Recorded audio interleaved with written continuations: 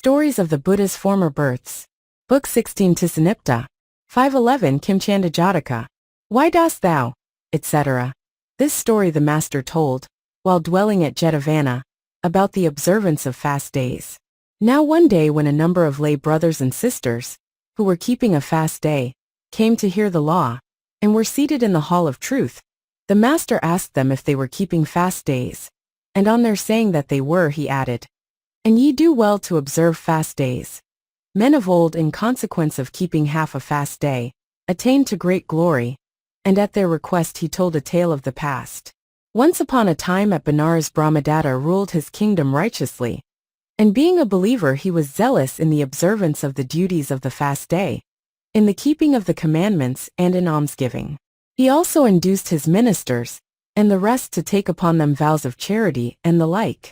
But his family priest was a backbiter, greedy of bribes, and a giver of unrighteous judgments. The king on a fast day summoned his counselors and bade them keep the fast. The priest did not take upon himself the duties of the fast day. So when he had in the day been taking bribes and giving false judgments, and then had come to court to pay his respects, the king, after first asking each of his ministers if he were keeping the fast, questioned the priest, saying, "And are you, sir, fasting?" He told a lie and said yes, and left the palace. Then a certain minister rebuked him, saying, "Surely you are not keeping the fast?" He said, "I took food early in the day, but when I go home I shall rinse my mouth, and taking upon myself the duties of the fast day, I will eat nothing in the evening, and all night I will keep the moral law, and in this way I shall have kept half the fast day." "Very good, sir," they said, and he went home and did so. Now one day as he was seated at judgment, a certain woman, who kept the moral precepts, had a case on, and not being able to go home, she thought, "I will not transgress the observance of the fast day." And as the time drew near, she began to rinse her mouth. At that moment a lump of ripe mangoes was brought to the Brahmin. He perceived that the woman was keeping the fast and said, "Eat this and so keep the fast." She did so. So much for the action of the Brahmin. By and by he died and was born again in the Himalaya country, in a lovely spot on the bank of the Kosiki branch of the Ganges, in a mango grove, 3 leagues in extent, on a splendid royal couch in a golden palace. He was born again like one just awakened from sleep, well dressed and adorned, of exceeding beauty of form, and accompanied by 16,000 nymphs. All night long he enjoys this glory, for by being born as a spirit in a phantom palace his reward is corresponding to his deed. So at the approach of dawn he enters a mango grove, and at the moment of his entrance his divine body disappears. He assumes a form as big as a palm tree, 80 cubits high, and his whole body is ablaze like a Judas tree in full flower. He has but 1 finger on each hand, while his nails are as big as spades, and with these nails he digs into the flesh on his back, and tearing it out eats it, and mad with the pain he suffers, he gives utterance to a loud cry. At sunset this body vanishes, and his divine form reappears. Heavenly dancing girls, with various musical instruments in their hands, attend upon him, and in the enjoyment of great honor, he ascends to a divine palace in a charming mango grove. Thus did he, as the result of giving a mango fruit to a woman who was keeping a fast, acquire a mango grove, 3 leagues in extent, but in consequence of receiving bribes and giving false judgments, he tears and eats the flesh from off his own back, whilst, owing to the fact of his having kept half the fast, he enjoys glory every night, surrounded by an escort of 16,000 dancing nymphs. About this time the king of Benares, conscious of the sinfulness of desires, adopted the ascetic life, and took up his abode in a hut of leaves, in a pleasant spot on the lower Ganges, subsisting on what he could pick up. Now one day a ripe mango from that grove, the size of a large bowl, fell into the Ganges, and was carried by the stream to a spot opposite the landing place used by this ascetic. As he was rinsing his mouth, he saw the mango floating in midstream, and crossing over he took and brought it to his hermitage, and placed it in the cell where his sacred fire was kept. Then, splitting it up with a knife, he ate just enough to support life, and covering up the rest with the leaves of the plantain tree, he repeatedly day by day ate of it, as long as it lasted. And when it was all consumed, he could not eat any other kind of fruit, But being a slave to his appetite for dainties, he vowed he would eat only ripe mango. And going down to the river bank, he sat looking at the stream, determined never to get up till he had found a mango. So he fasted there for 6 consecutive days, and sat looking for the fruit, till he was dried up by the wind and heat. Now on the 7th day a goddess of the river, by reflecting on the matter, found out the reason of his action, and thinking, this ascetic, being the slave of his appetite, has sat fasting 7 days, looking at the Ganges. It is wrong to deny him a ripe mango, for without it he will perish. I will give him one. So she came and stood in the air above the Ganges, and conversing with him uttered the first stanza. Why dost thou on this river bank through summer heat remain? Brahman, what is thy secret hope? What purpose wouldst thou gain? The ascetic on hearing this repeated 9 stanzas. Afloat upon the stream, fair nymph, a mango I did see. With outstretched hand I seized the fruit, and brought it home with me. So sweet it was in taste and smell, I deemed it quite a prize. Its comely shape might vie with biggest water jar in size. I hid it mid some plantain leaves, and sliced it with a knife. A little served as food and drink to one of simple life. My store is spent, my pangs appeased, but still I must regret. In other fruits that I may find, no relish I can get. I pine away. That mango sweet I rescued from the wave will bring about my death, I fear. No other fruit I crave. I've told you why it is I fast, though dwelling by a stream, whose broadening waves with every fish that swims are said to teem. And now I pray thee tell to me, and flee thou not in fear. O lovely maiden, who thou art, and wherefore thou art here. Fair are the handmaids of the gods, like burnished gold are they, graceful as tiger brood along their mountain slopes that play. Here also in the world of men are women fair to see, but none amongst our gods or men may be compared to thee. I ask thee then, O lovely nymph, endowed with heavenly grace, declare to me thy name and kin, and whence derived thy race.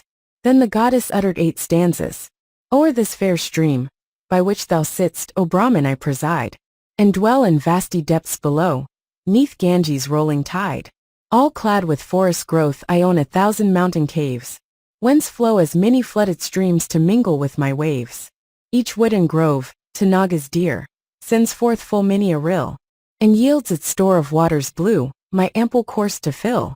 Oft borne upon these tribute streams are fruits from every tree. Rose apples, bread fruit, dates and figs, with mangoes one may see. And all that grows on either bank, and falls within my reach, I claim as lawful prize, and none my title may impeach. Well knowing this, hearken to me, O wise and learned king. Cease to indulge thy heart's desire, renounce the cursed thing. O ruler erst of broad domains, thy act I cannot praise. To long for death, in prime of youth great folly sure betrays. Brahmins and angels, gods and men, all know thy deed and name, and saints who by their holiness attain on earth to fame. Yea, all that wise and famous are, thy sinful act proclaim. Then the ascetic uttered 4 stanzas. One who knows how frail our life is, and how transient things of sense, never thinks to slay another, but abides in innocence. Honored once by saints in council, owner of a virtuous name, now with sinful men conversing, thou dost win an evil fame. Were I on thy banks to perish, nymph with comely form endowed, ill repute would rest upon thee, like the shadow of a cloud.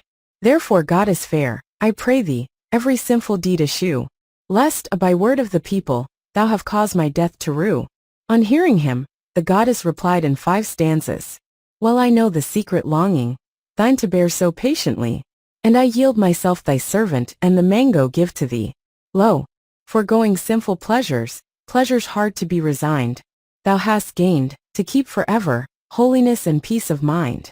He that freed from early bondage, hugs the chains he once forswore, rashly treading ways unholy, ever sinneth more and more. I will grant thy earnest craving, and will bid thy troubles cease, guiding thee to cool recesses, where thou mayst abide in peace. Herons, Maina birds and cuckoos, with the ruddy geese that love nectar from the bloom to gather, swans aloft in troops that move, paddy birds and lordly peacocks with their song awake the grove. Saffron and kadamba blossoms lie as chaff upon the ground, ripest dates, the palms adorning, hang in clusters all around, and amidst the loaded branches, see how mangoes here abound. And singing the praises of the place, she transported the ascetic thither. And bidding him eat mangoes in this grove, till he had satisfied his hunger, she went her way. The ascetic, eating mangoes till he had appeased his appetite, rested a while. Then, as he wandered in the grove, he spied this spirit in a state of suffering, and he had not the heart to utter a word to him. But at sunset he beheld him attended by nymphs, and in the enjoyment of heavenly glory, and addressed him in 3 stanzas. All the night anointed, faded, with a crown upon thy brow, neck and arms bedecked with jewels. All the day in anguish thou. Many thousand nymphs attend thee. What a magic power is this! How amazing thus to vary from a state of woe to bliss! What has led to thy undoing? What the sin that thou dost rue? Why from thine own back dost ever eat the flesh each day anew? The spirit recognized him and said, You do not recognize me, but I was once your chaplain. This happiness that I enjoy in the night is due to you, as the result of my keeping half the fast day, while the suffering I experience by day is the result of the evil that I wrought. For I was set by you on the seat of judgment, and I took bribes and gave false decisions, and was a backbiter. And in consequence of the evil that I wrought by day, I now undergo this suffering. And he uttered a couple of stanzas. Once in holy Lord delighting I in sinful toils was cast, working evil for my neighbor, through the lengthening years I passed. He that shall backbiting others love on their good name to prey, flesh from his own back will ever rend and eat, as I today. And so saying, he asked the ascetic why he had come here. The ascetic told all his story at length. And now, holy sir, the spirit said, will you stay here or go away? I will not stay. I will return to my hermitage. The spirit said, Very well, holy sir. I will constantly supply you with a ripe mango. And by an exercise of his magic power he transported him to his hermitage, and bidding him dwell there contentedly, he exacted a promise from him and went his way. Thenceforth the spirit constantly supplied him with the mango fruit. The ascetic, in the enjoyment of the fruit, performed the preparatory rites to induce mystic meditation, and was destined to the Brahma world. The master, having finished his lesson to the lay folk, revealed the truths and identified the birth. At the conclusion of the truths, some attained to the first path, some to the second, and others to the third path. At that time the goddess was Upalavana, the ascetic was myself.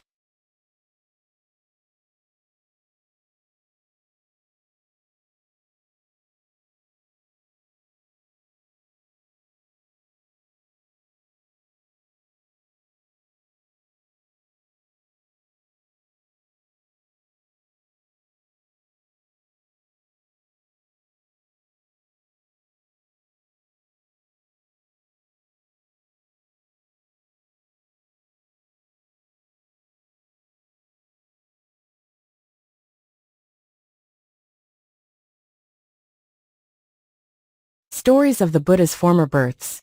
Book 16 to Sanipta. 512 Kumbha Jataka. Who art thou? Etc.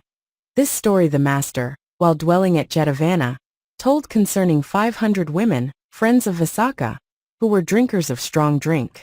Now the story goes that a drinking festival was proclaimed at Savatthi, and these 500 women, after providing fiery drink for their masters, at the end of the festival thought, We too will keep the feast.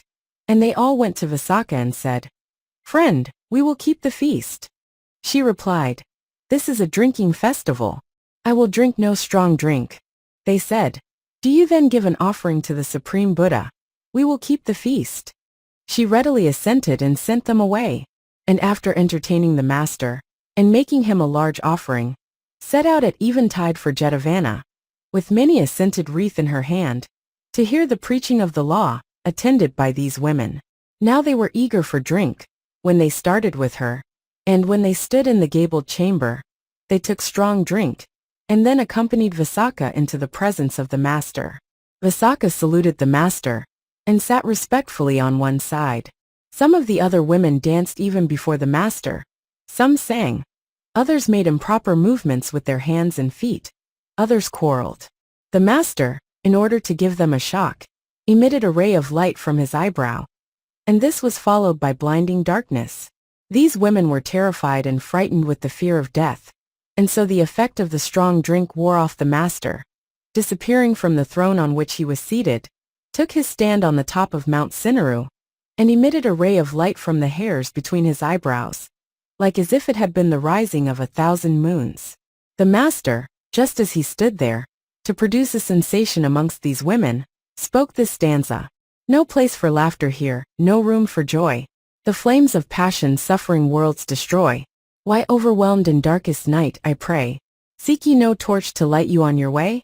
At the end of the stanza all the 500 women were established in the fruition of the first path. The master came and sat down on the Buddha seat, in the shade of the perfumed chamber.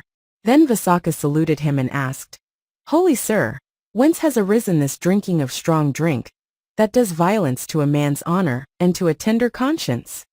In telling her he related a story of the past.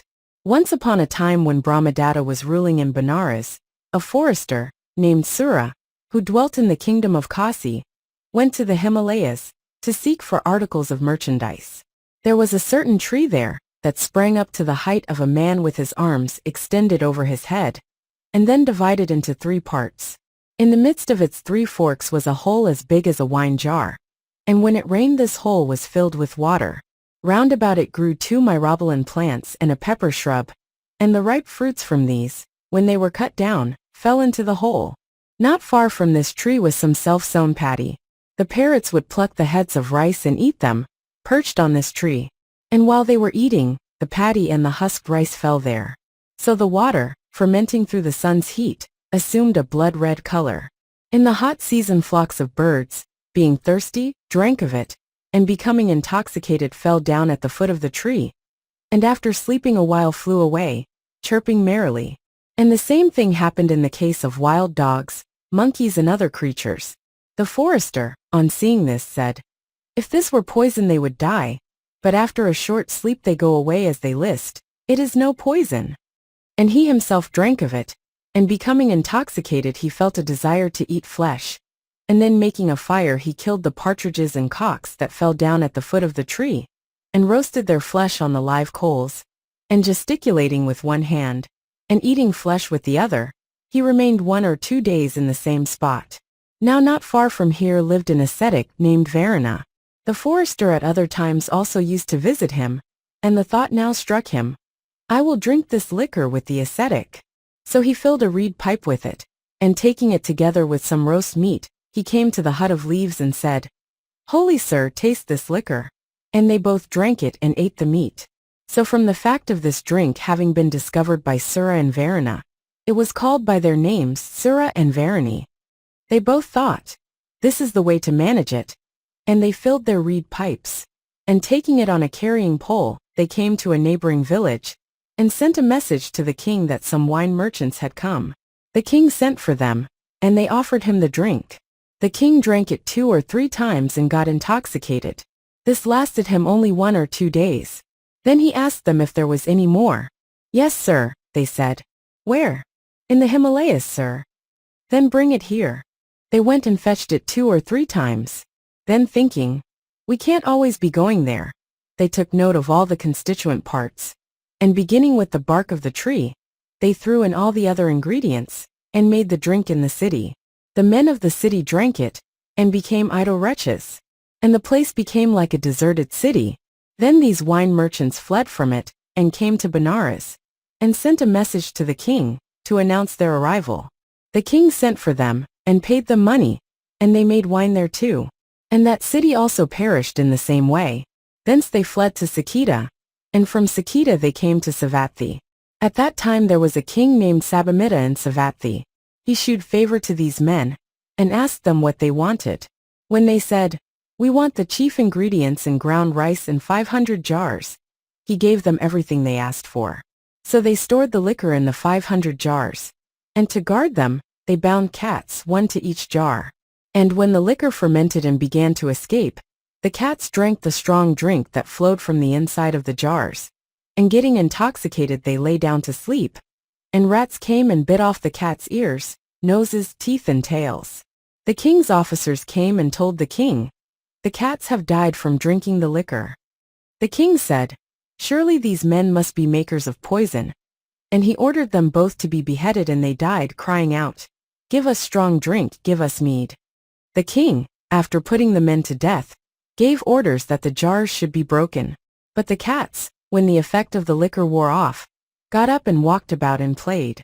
When they saw this, they told the king. The king said, "If it were poison, they would have died. It must be mead, we will drink it." So he had the city decorated, and set up a pavilion in the palace yard, and taking his seat in this splendid pavilion on a royal throne, with a white umbrella raised over it, and surrounded by his courtiers, he began to drink. Then Saka, the king of heaven, said, "Who are there that in the duty of service to mother, and the like diligently fulfill the 3 kinds of right conduct?" And looking upon the world, he saw the king seated to drink strong drink, and he thought, "If he shall drink strong drink, all India will perish. I will see that he shall not drink it." So placing a jar full of the liquor in the palm of his hand, he went, disguised as a Brahmin, and stood in the air, in the presence of the king, and cried, "By this jar, by this jar." King Sabamita, on seeing him standing in the air and speaking after this manner, said, "Whence can this Brahmin come?" And conversing with him, he repeated 3 stanzas. "Who art thou, being from on high, whose form emits bright rays of light, like levin flash athwart the sky, or moon illuming darkest night, to ride the pathless air upon, to move or stand in silent space? Real is the power that thou hast won, and proves thou art of godlike race. Then Brahmin, who thou art, declare, and what within thy jar may be, that thus appearing in mid-air, thou fain wouldst sell thy wares to me." Then Saka said, "Hearken then to me." And expounding the evil qualities of strong drink, he said, "This jar nor oil nor ghee doth hold, no honey or molasses here, but vices more than can be told are stored within its rounded sphere. Who drinks will fall, poor silly fool, into some hole or pit impure, or headlong sink in loathsome pool, and eat what he would fain abjure. By then, O king, this jar of mine, full to the brim of strongest wine, who drinks, with wits distracted quite, like grazing ox that loves to stray, wanders in mind a helpless wight, and sings and dances all the day. By then, etc.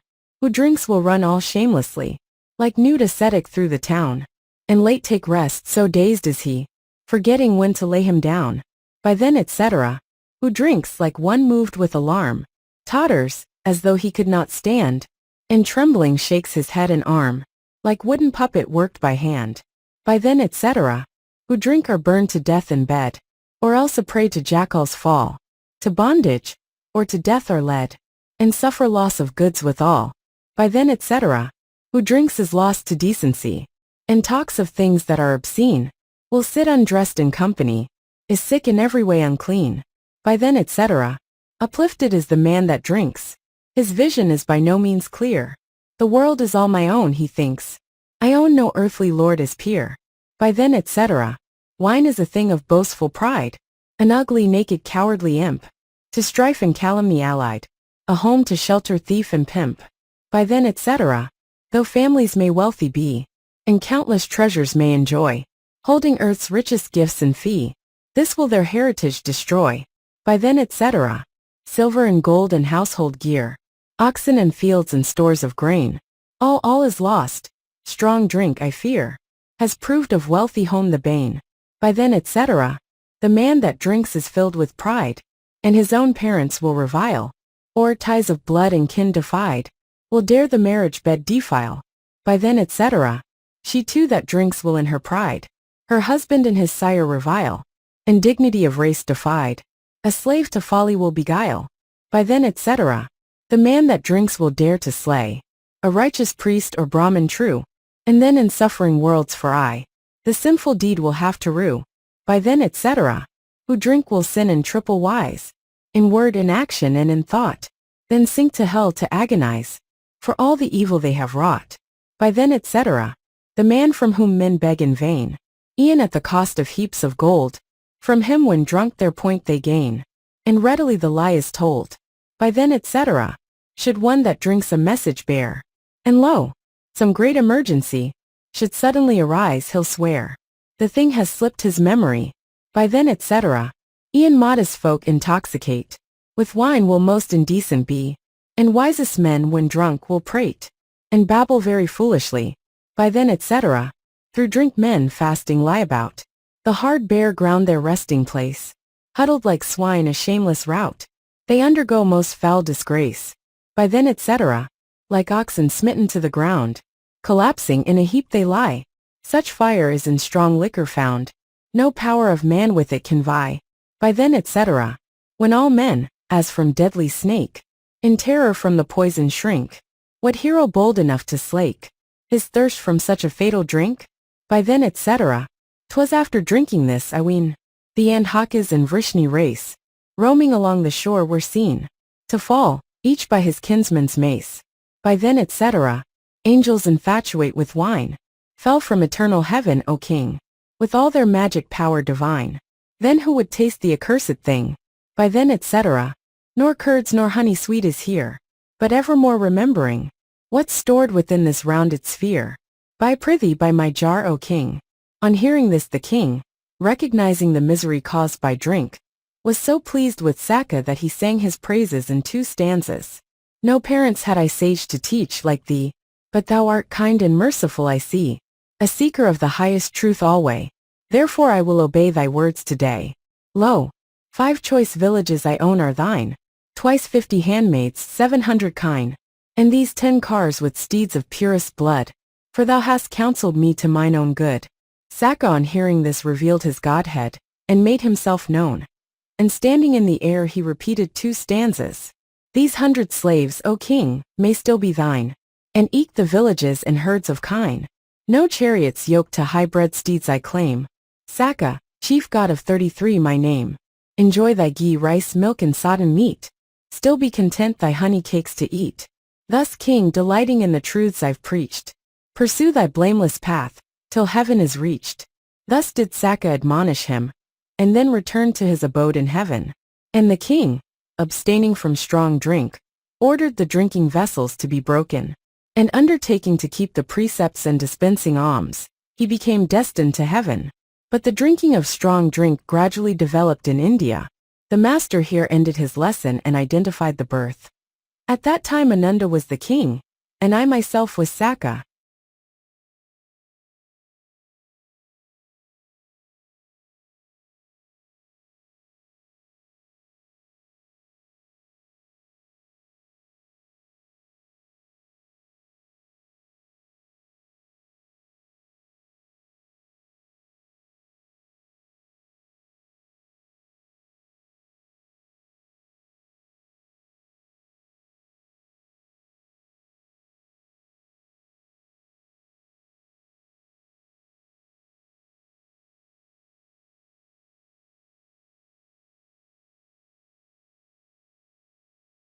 Stories of the Buddha's Former Births. Book 16 Tisanipta. 513, Jayaddisa Jataka. Lo, after, etc.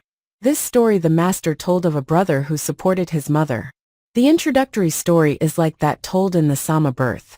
But on this occasion the master said, sages of old gave up the white umbrella, with its golden wreath, to support their parents. And with these words he told a story of the past. Once upon a time there lived a king in a city of the northern Pancalas, in the kingdom of Campilla, named Pancala. His queen consort conceived and bare a son. In a former existence her rival in the harem, being in a rage, said, some day I shall be able to devour your offspring. And putting up a prayer to this effect she was turned into an ogress. Then she found her opportunity and, seizing the child before the very eyes of the queen, and crunching and devouring it, as if it were a piece of raw flesh, she made off. A second time she did exactly the same thing. But on the third occasion, when the queen had entered into her lying-in chamber, a guard surrounded the palace, and kept a strict watch. On the day when she brought forth, the ogress again appeared and seized the child. The queen uttered a loud cry of ogress, and armed soldiers, running up when the alarm was given by the queen, went in pursuit of the ogress. Not having time to devour the child, she fled and hid herself in a sewer. The child, taking the ogress for its mother, put its lips to her breast, and she conceived a mother's love for the infant. And repairing to a cemetery she hid him in a rock cave, and watched over him. And as he gradually grew up, she brought and gave him human flesh, and they both lived on this food. The boy did not know that he was a human being, but, Though he believed himself to be the son of the ogress, he could not get rid of or conceal his bodily form. So to bring this about she gave him a certain root, and by virtue of this root he concealed his form, and continued to live on human flesh. Now the ogress went away to do service to the great king Vipassanā, and died then and there.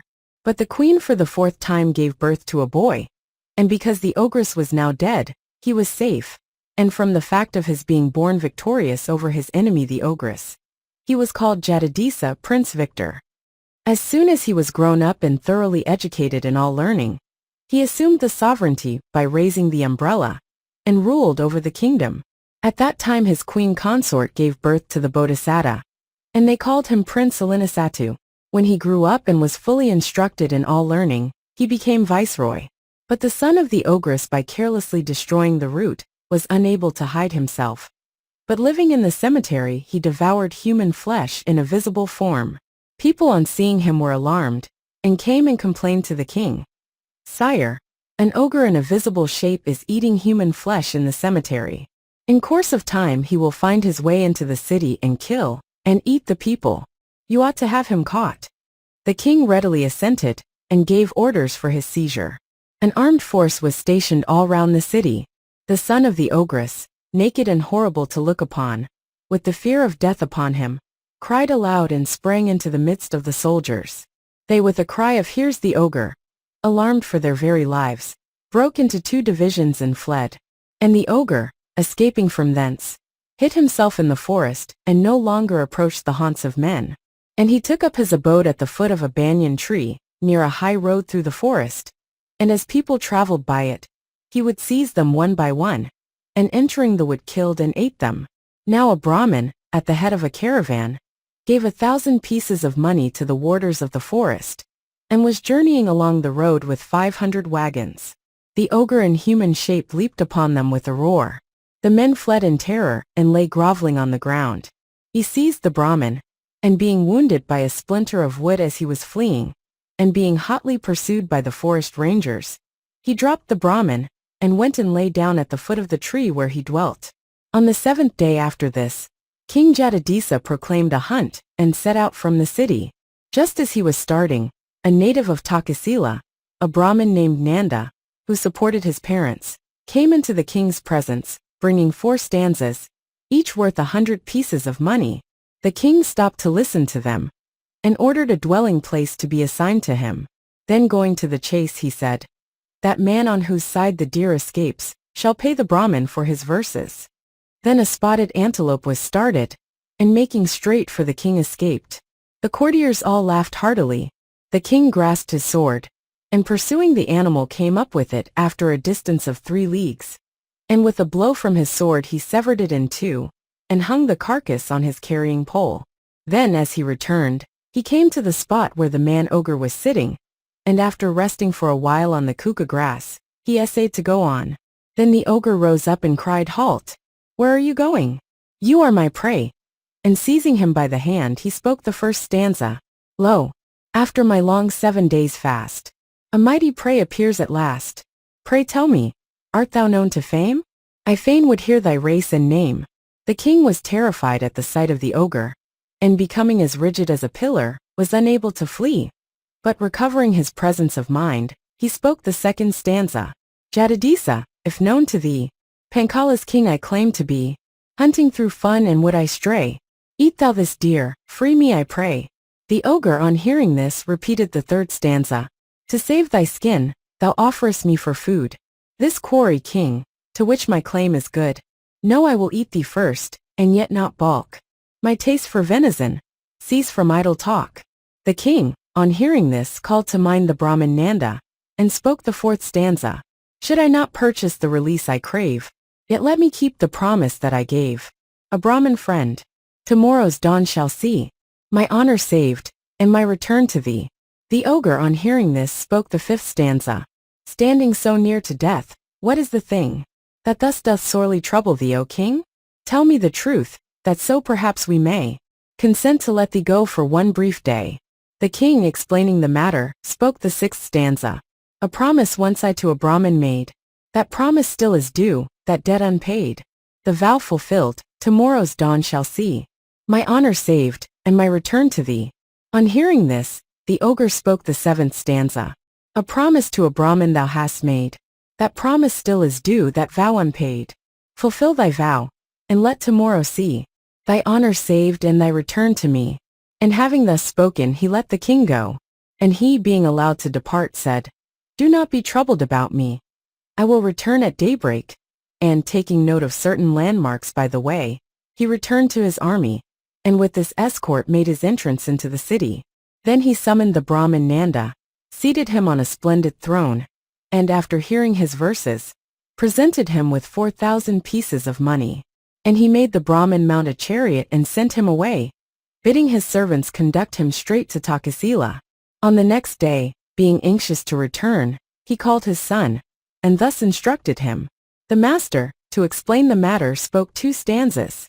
Escaped from cruel goblin he did come, full of sweet longings to his lovely home.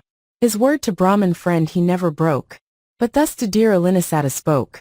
My son, reign thou anointed king today, ruling o'er friend and foe with righteous sway.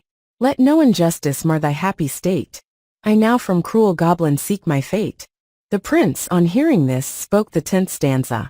Fain would I learn what act or word lost me the favor of my lord, that thou shouldst raise me to the throne, which losing thee I would not own. The king, on hearing this, spoke the next stanza. Dear son, I fail to call to mind a single word or act unkind, but now that honor's debt is paid, I'll keep the vow to ogre made. The prince, on hearing this, spoke a stanza. Nay, I will go and thou stay here. No hope of safe return I fear. But shouldst thou go, I'll follow thee, and both alike will cease to be. On hearing this, the king spoke a stanza. With thee doth moral law agree, but life would lose all charm for me, if on would spit this ogre grim, should roast and eat thee limb by limb. Hearing this, the prince spoke a stanza. If from this ogre thou wilt fly, for thee I am prepared to die. Yet gladly would I die, O king, if only life to thee I bring. On hearing this, the king, recognizing his son's virtue, accepted his offer, saying, Well, go, dear son. And so he bade his parents farewell, and left the city. The master, to make the matter clear, spoke half a stanza. Then the brave prince to his dear parents bade a last farewell, with low obeisance made. Then his parents and his sister and wife, and the courtiers went forth from the city with him. And the prince here inquired of his father as to the way. And after making careful arrangements and having admonished the others, he ascended the road and made for the abode of the ogre, as fearless as a maned lion. His mother, seeing him depart, could not restrain herself and fell fainting on the earth. His father, stretching out his arms, wept aloud. The master, making the matter clear, spoke the other half stanza. His sire with outstretched arms his son to stay, wept sore. His mother, grieving, swooned away. And thus making clear the prayer uttered by the father, and the act of truth repeated by the mother and sister and wife, he uttered yet 4 more stanzas.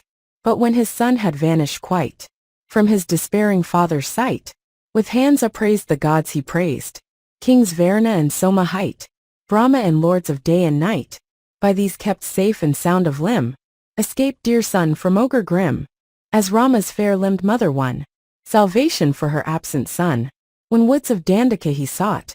So for my child is freedom wrought, and by this act of truth I've charmed the gods to bring thee home unharmed. Brother, in thee no fault at all, open or secret I recall, and by this act of truth I've charmed the gods to bring thee home unharmed. Void of offense art thou to me, I too, my lord, bear love to thee, and by this act of truth I've charmed the gods to bring thee home unharmed. And the prince, following his father's directions, set out on the road to the dwelling of the ogre. But the ogre thought, Kshatriyas have many wiles. Who knows what will happen? And climbing the tree he sat looking out for the coming of the king. On seeing the prince he thought, the son has stopped his father, and is coming himself. There's no fear about him. And descending from the tree, he sat with his back to him. On coming up the youth stood in front of the ogre, who then spoke this stanza. Whence art thou, youth so fair and fine? Knowest thou this forest realm is mine? They hold their lives but cheap who come, where savage ogres find a home. Hearing this, the youth spoke this stanza. I know thee, cruel ogre, well. Within this forest thou dost dwell. Jaddadisa's true son stands here. Eat me and free my father dear. Then the ogre spoke this stanza. Jaddadisa's true son I know. Thy looks confess that it is so. A hardship surely 'tis for thee, to die to set thy father free. Then the youth spoke this stanza. No mighty deed is this, I feel, to die and for a father's weal, and mother's love to pass away, and win the bliss of heaven for I. On hearing this the ogre said, There is no creature, prince, that is not afraid of death. Why are not you afraid? And he told him the reason and recited 2 stanzas. No evil deed of mine at all, open or secret I recall. Well weighed are birth and death by me, as here, so 'tis in worlds to be. Eat me today, O mighty one, and do the deed that must be done. I'll fall down dead from some high tree, then eat my flesh as pleaseth thee. The ogre on hearing his words was terrified and said, One cannot eat this man's flesh. And thinking by some stratagem to make him run away, he said, If 'tis thy will to sacrifice thy life, young prince, to free thy sire, then go in haste is my advice, and gather sticks to light a fire. Having so done, the youth returned to him. The master, to make the matter clear, spoke another stanza. Then the brave prince did gather wood, and rearing high a mighty pyre, cried, lighting it, Prepare thy food. See, I have made a goodly fire. The ogre, when he saw the prince had returned and made a fire, said, This is a lion-hearted fellow. Death has no terrors for him.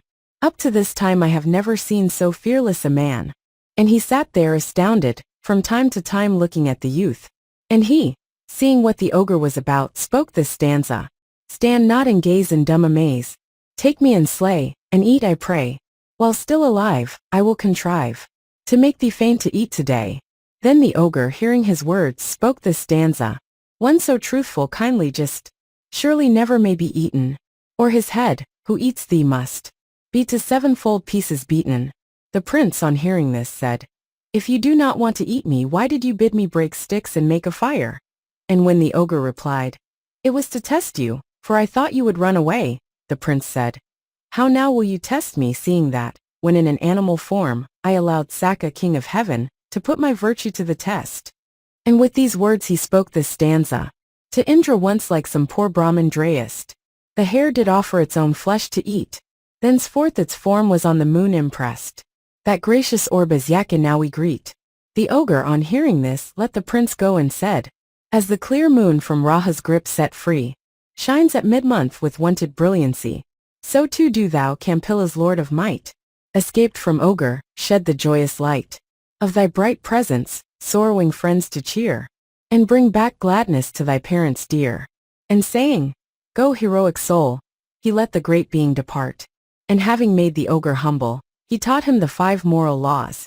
And wishing to put it to the test whether or not he was an ogre, he thought, The eyes of ogres are red and do not wink. They cast no shadow, and are free from all fear. This is no ogre, it is a man. They say my father had 3 brothers carried off by an ogress. 2 of them must have been devoured by her, and 1 will have been cherished by her with the love of a mother for her child. This must be he. I will take him with me and tell my father, and have him established on the throne. And so thinking he cried, Ho! Sir, you are no ogre. You are my father's elder brother. Well, come with me and raise your umbrella as emblem of sovereignty in your ancestral kingdom. And when he replied, I am not a man, the prince said, You do not believe me. Is there any one you will believe? Yes, he said. There is in such and such a place an ascetic gifted with supernatural vision. So he took the ogre with him, and went there. The ascetic no sooner caught sight of them than he said, With what object are you 2 descendants from a common ancestor walking here? And with these words he told them how they were related. The man-eater believed and said, Dear friend, do you go home? As for me, I am born with 2 natures in 1 form. I have no wish to be a king. I'll become an ascetic. So he was ordained to the religious life by the ascetic. Then the prince saluted him, and returned to the city. The master, to make the matter clear, spoke this stanza.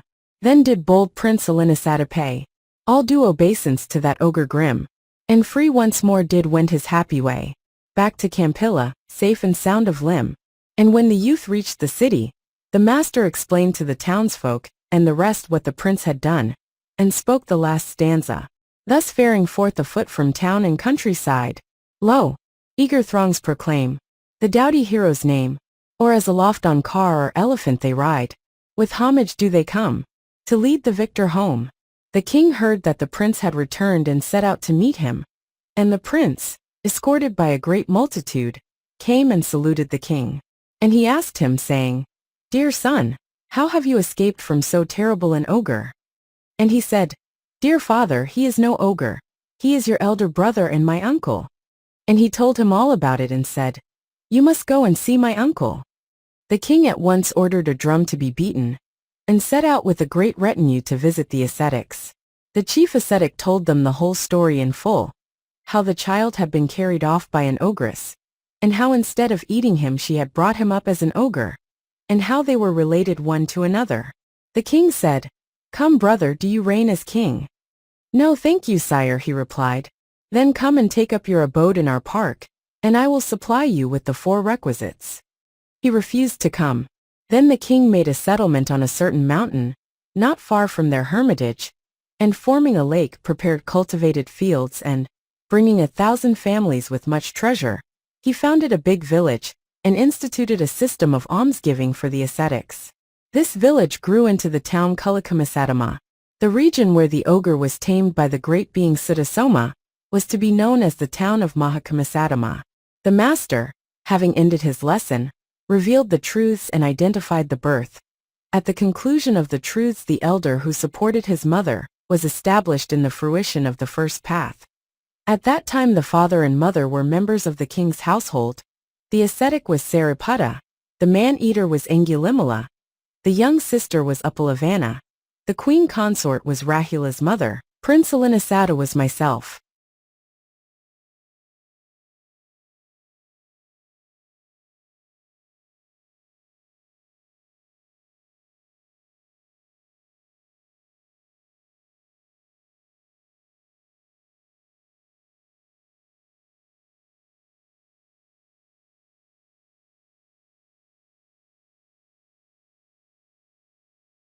Stories of the Buddha's Former Births.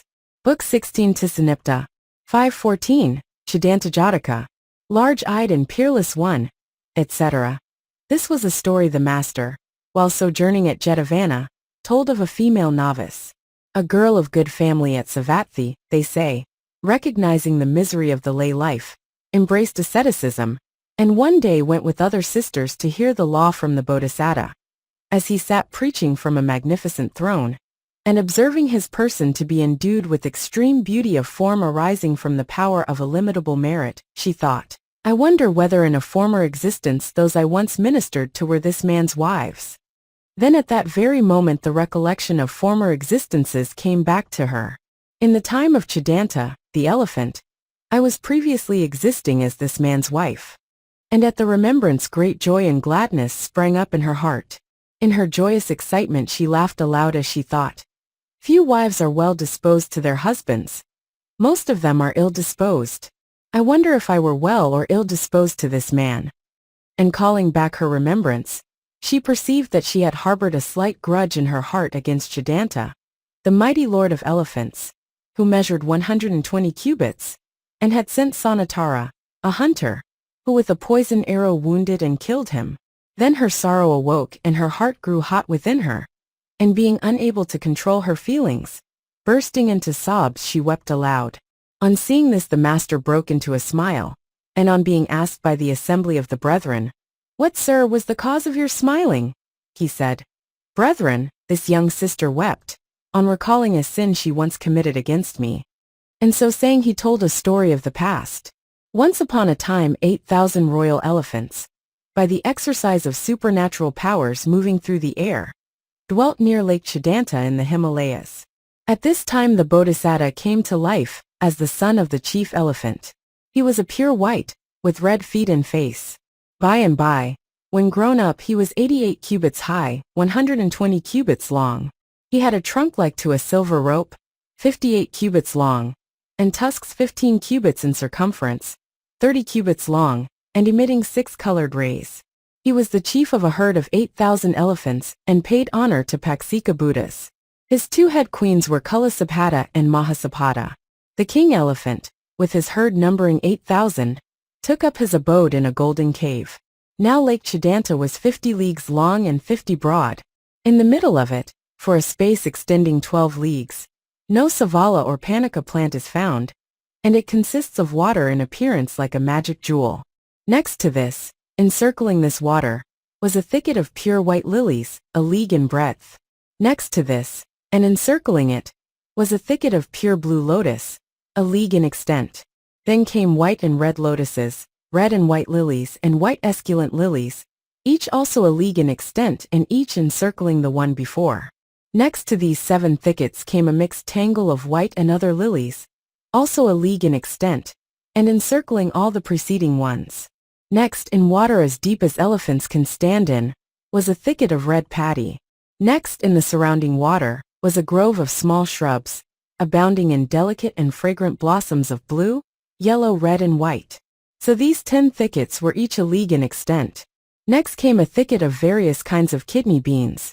Next came a tangle of convolvulus, cucumber, pumpkin gourd, and other creepers. Then a grove of sugar cane of the size of the erica nut tree. Then a grove of plantains with fruit as big as elephants' tusks. Then a field of paddy. Then a grove of bread fruit of the size of a water jar. Next a grove of tamarinds with luscious fruit. Then a grove of elephant apple trees. Then a great forest of different kinds of trees. Then a bamboo grove. Such at this time was the magnificence of this region. Its present magnificence is described in the Samyutta commentary. But surrounding the bamboo grove were 7 mountains. Starting from the extreme outside, first came Little Black Mountain, next Great Black Mountain, then Water Mountain, Moon Mountain, Sun Mountain, Jewel Mountain, then the 7th in order Golden Mountain. This was 7 leagues in height, rising all round the Lake Chaddanta, like the rim of a bowl. The inner side of it was of a golden color. From the light that issued from it, Lake Chaddanta shone like the newly risen sun. But of the outer mountains, one was 6 leagues in height, 1 5, 1 4, 1 3, 1 2, 1 a single league in height. Now in the northeast corner of the lake, thus girt about with 7 mountains, in a spot where the wind fell upon the water, grew a big banyan tree. Its trunk was 5 leagues in circumference, and 7 leagues in height. For branches spread 6 leagues to the 4 points of the compass, and the branch which rose straight upwards was 6 leagues. So from the root upwards it was 13 leagues in height, and from the extremity of the branches in one direction to the extremity of the branches in the opposite direction, it was 12 leagues. And the tree was furnished with 8,000 shoots, and stood forth in all its beauty, like to the bare Jewel Mount. But on the west side of Lake Chaddanta, in the Golden Mount, was a golden cave, 12 leagues in extent. Chaddanta the Elephant King, with his following of 8,000 elephants, in the rainy season lived in the golden cave. In the hot season he stood at the foot of the great banyan tree, amongst its shoots, welcoming the breeze from off the water. Now one day they told him, the great sal grove is in flower. So attended by his herd, he was minded to disport himself in the sal grove. And going thither he struck with his frontal globe a sal tree in full bloom. At that moment Kalasapata stood to windward, and dry twigs mixed with dead leaves and red ants fell upon her person. But Mahasapata stood to leeward, and flowers with pollen and stalks and green leaves fell on her. Thought Kalasapata. He let fall on the wife dear to him flowers and pollen and fresh stalks and leaves, but on my person he dropped a mixture of dry twigs, dead leaves, and red ants. Well, I shall know what to do. And she conceived a grudge against the great being. Another day the king elephant and his attendant herd went down to Lake Chaddanta to bathe. Then 2 young elephants took bundles of Uzira root in their trunks, and gave him a bath, rubbing him down as it were Mount Kailasa. And when he came out of the water, they bathed the 2 queen elephants. And they too came out of the water, and stood before the great being. Then the 8,000 elephants entered the lake and, disporting themselves in the water, plucked various flowers from the lake, and adorned the great being, as if it had been a silver shrine, and afterwards adorned the queen elephants. Then a certain elephant, as he swam about the lake, gathered a large lotus with 7 shoots, and offered it to the great being. And he, taking it in his trunk, sprinkled the pollen on his forehead, and presented the flower to the chief elephant Mahasapata. On seeing this her rival said, "This lotus with 7 shoots he also gives to his favorite queen, and not to me." And again she conceived a grudge against him. Now one day when the Bodhisattva had dressed luscious fruits and lotus stalks and fibers with the nectar of the flower, and was entertaining 500 Paksika Buddhas, Kulasabhata offered the wild fruits she had got to the Paksika Buddhas, and she put up a prayer to this effect. Hereafter, when I pass hence, may I be reborn as the royal maiden Subhata in the Matta king's family, and on coming of age may I attain to the dignity of queen consort to the king of Benares. Then I shall be dear and charming in his eyes, and in a position to do what I please. So I will speak to the king, and send a hunter with a poisoned arrow to wound and slay this elephant. And thus may I be able to have brought to me a pair of his tusks that emit 6 colored rays. Thenceforth she took no food, and pining away in no long time she died, and came to life again, as the child of the queen consort in the Matta kingdom, and was named Subhata. And when she was of a suitable age, they gave her in marriage to the king of Benares, and she was dear and pleasing in his eyes, and the chief of 16,000 wives. And she recalled to mind her former existences and thought, my prayer is fulfilled. Now will I have this elephant's tusks brought to me. Then she anointed her body with common oil, put on a soiled robe, and lay in bed pretending to be sick. The king said, where is Subhata? And hearing that she was sick, he entered the royal closet, and sitting on the bed he stroked her back and uttered the first stanza. Large-eyed and peerless one, my queen so pale to grief a prey, like wreath that's trampled underfoot, why fadest thou away? On hearing this she spoke the second stanza. As it would seem, all in a dream, a longing sore I had. My wish is vain this boon to gain, and that is why I'm sad. The king, on hearing this, spoke a stanza. All joys to which in this glad world a mortal may aspire, whatever they want is mine to grant, so tell me thy desire. On hearing this the queen said, great king, my desire is hard to attain. I will not now say what it is, but I would have all the hunters that there are in your kingdom gathered together. Then will I tell it in the midst of them. And to explain her meaning, she spoke the next stanza. Let hunters all obey thy call, within this realm who dwell, and what I fain from them would gain, I'll in their presence tell. The king agreed, and issuing forth from the royal chamber, he gave orders to his ministers, saying, have it proclaimed by beat of drum that all the hunters that are in the kingdom of Kasi, 300 leagues in extent, are to assemble. They did so, and in no long time the hunters that dwelt in the kingdom of Kasi, bringing a present according to their means, had their arrival announced to the king. Now they amounted in all to about 60,000, and the king, hearing that they had come, stood at an open window, and stretching forth his hand, he told the queen of their arrival and said, here then behold our hunters bold, well trained in venery. Theirs is the skill wild beasts to kill, and all would die for me. The queen, on hearing this, addressed then and spoke another stanza. Ye hunters bold assembled here, unto my words I pray give ear. Dreaming, methought an elephant I saw, 6-tusked and white without a flaw. His tusks I crave and fain would have. Naught else avails this life to save. The hunters, on hearing this, replied, ne'er did our sires in times of old a 6-tusked elephant behold. Tell us what kind of beasts might be, that which appeared in dreams to thee. After this still another stanza was spoken by them.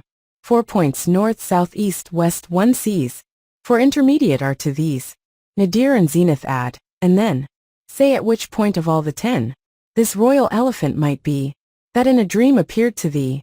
After these words Subhata, looking at all the hunters, spied amongst them one that was broad of foot, with a calf swollen like an alms basket, big in the knee and ribs, thick-bearded with yellow teeth, disfigured with scars, conspicuous amongst them all as an ugly, hulking fellow, named Sanatara, who had once been an enemy of the great being. And she thought, he will be able to do my bidding.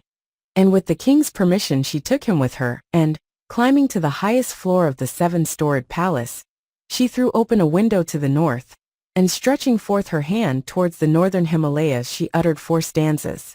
Due north, beyond 7 mountains vast, one comes to Golden Cliff at last, a height by goblin forms possessed, and bright with flowers from foot to crest. Beneath this goblin peak is seen a cloud-shaped mass of darkest green, a royal banyan tree whose roots yield vigor to 8,000 shoots.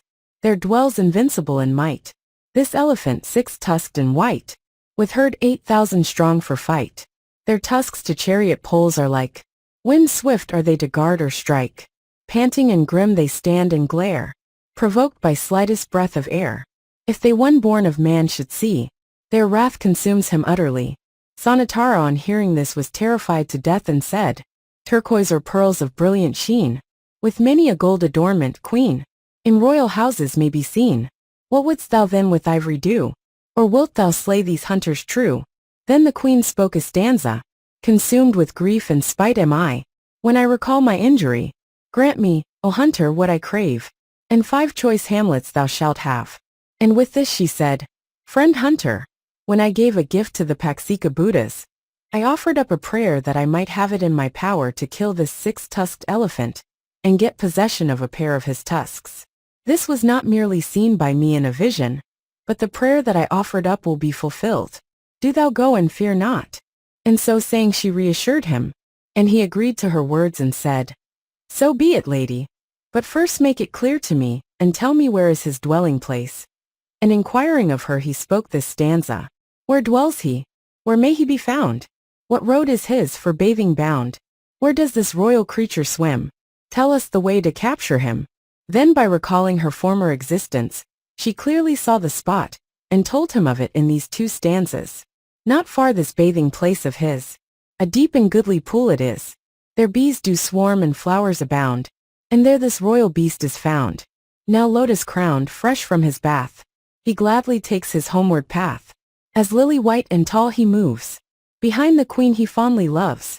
Sanatara on hearing this agreed, saying, fair lady, I will kill the elephant and bring you his tusks.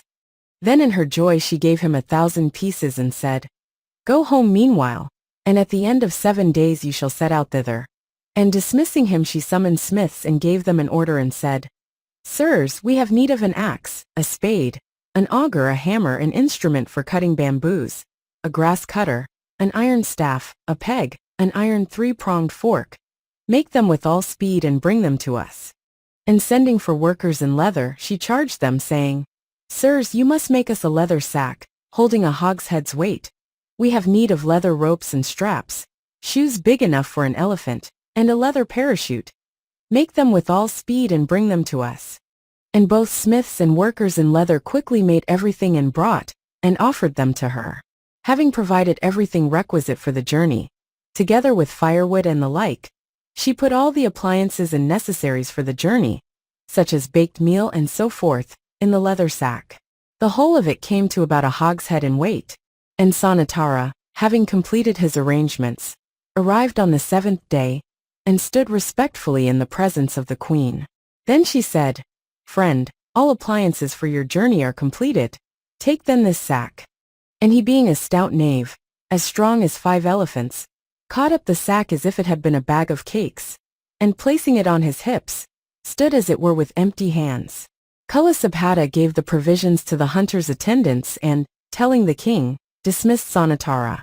And he, with an obeisance to the king and queen, descended from the palace and, placing his goods in a chariot, set out from the city with a great retinue, and passing through a succession of villages and hamlets reached the frontiers.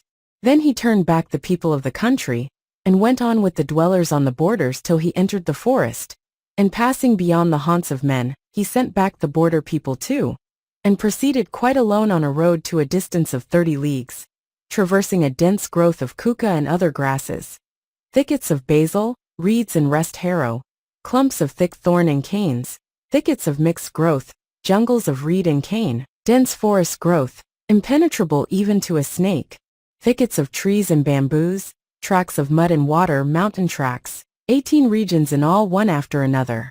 The jungles of grass he cut with a sickle, the thickets of basil, and the like he cleared with his instrument for cutting bamboos. The trees he felled with an axe, and the oversized ones he first pierced with an auger. Then, pursuing his way, he fashioned a ladder in the bamboo grove, and climbing to the top of the thicket, he laid a single bamboo, which he had cut, over the next clump of bamboos, and thus creeping along on the top of the thicket he reached a morass. Then he spread a dry plank on the mud, and stepping on it he threw another plank before him, and so crossed the morass. Then he made a canoe, and by means of it crossed the flooded region, and at last stood at the foot of the mountains. Then he bound a three-pronged grappling iron with a rope, and flinging it aloft, he caused it to lodge fast in the mountain. Then climbing up by the rope he drilled the mountain with an iron staff tipped with adamant, and knocking a peg into the hole he stood on it.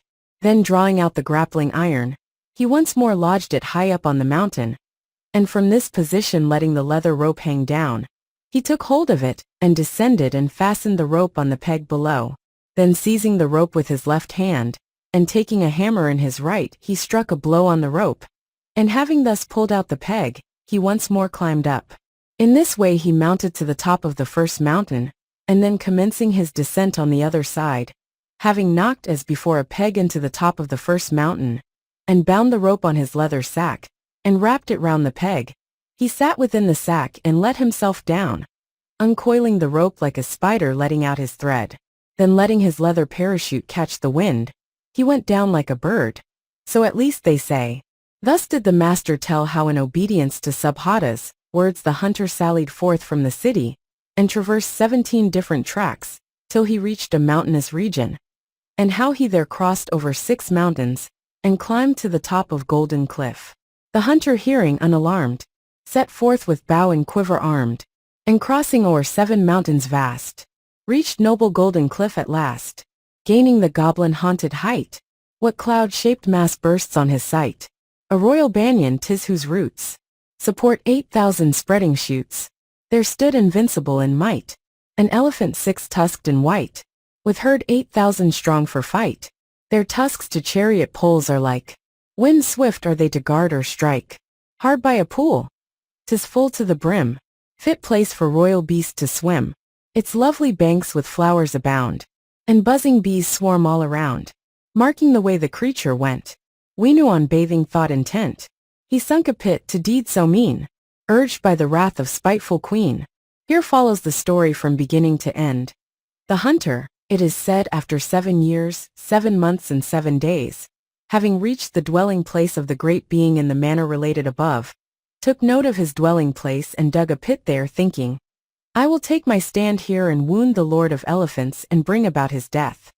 Thus did he arrange matters, and went into the forest and cut down trees to make posts, and prepared a lot of material. Then when the elephants went to bathe, in the spot where the king elephant used to stand, he dug a square pit with a huge mattock, and the soil that he dug out he sprinkled on the top of the water, as if he were sowing seed, and on the top of stones like mortars he fixed posts, and fitted them with weights and ropes and spread planks over them. Next he made a hole of the size of an arrow, and threw on the top earth and rubbish, and on one side he made an entrance for himself. And so, when the pit was finished, at break of day he fastened on a false top knot and donned robes of yellow, and, taking his bow and a poisoned arrow, he went down and stood in the pit. The master, to make the whole thing clear, said, the pit with planks he first did hide, then bow in hand he got inside, and as the elephant passed by, a mighty shaft the wretch let fly. The wounded beast loud roared with pain, and all the herd roared back again. Crushed boughs and trampled grass betray, where panic flight directs their way. Their lord had well nigh slain his foe, so mad with pain was he when lo! A robe of yellow met his eyes, emblem of sainthood priestly guise, and deemed inviolate by the wise. The master, falling into conversation with the hunter, spoke a couple of stanzas. Whoso is marred with sinful taint, and void of truth and self-restraint, though robed in yellow he may be, no claim to sanctity has he, but one that's free from sinful taint, endued with truth and self-restraint, and firmly fixed in righteousness, deserves to wear the yellow dress.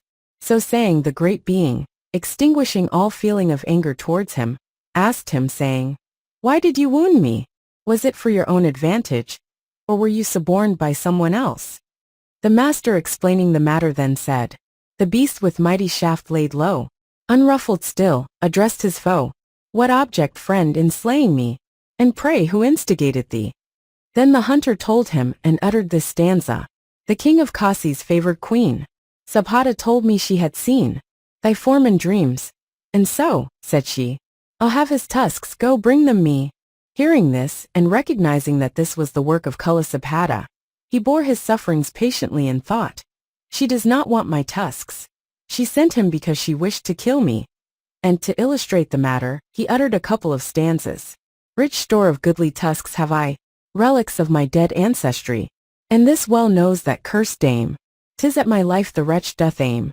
Rise, hunter, and or ere I die, saw off these tusks of ivory. Go bid the shrew be of good cheer. The beast is slain, his tusks are here. Hearing his words, the hunter rose up from the place where he was sitting, and saw in hand, came close to him to cut off his tusks. Now the elephant, being like a mountain 80 cubits high, was but ineffectually cut, for the man could not reach to his tusks. So the great being, bending his body towards him, lay with his head down. Then the hunter climbed up the trunk of the great being, pressing it with his feet, as though it were a silver rope, and stood on his forehead, as if it had been Colossus Peak. Then he inserted his foot into his mouth, and striking the fleshy part of it with his knee, he climbed down from the beast's forehead, and thrust the saw into his mouth. The great being suffered excruciating pain, and his mouth was charged with blood.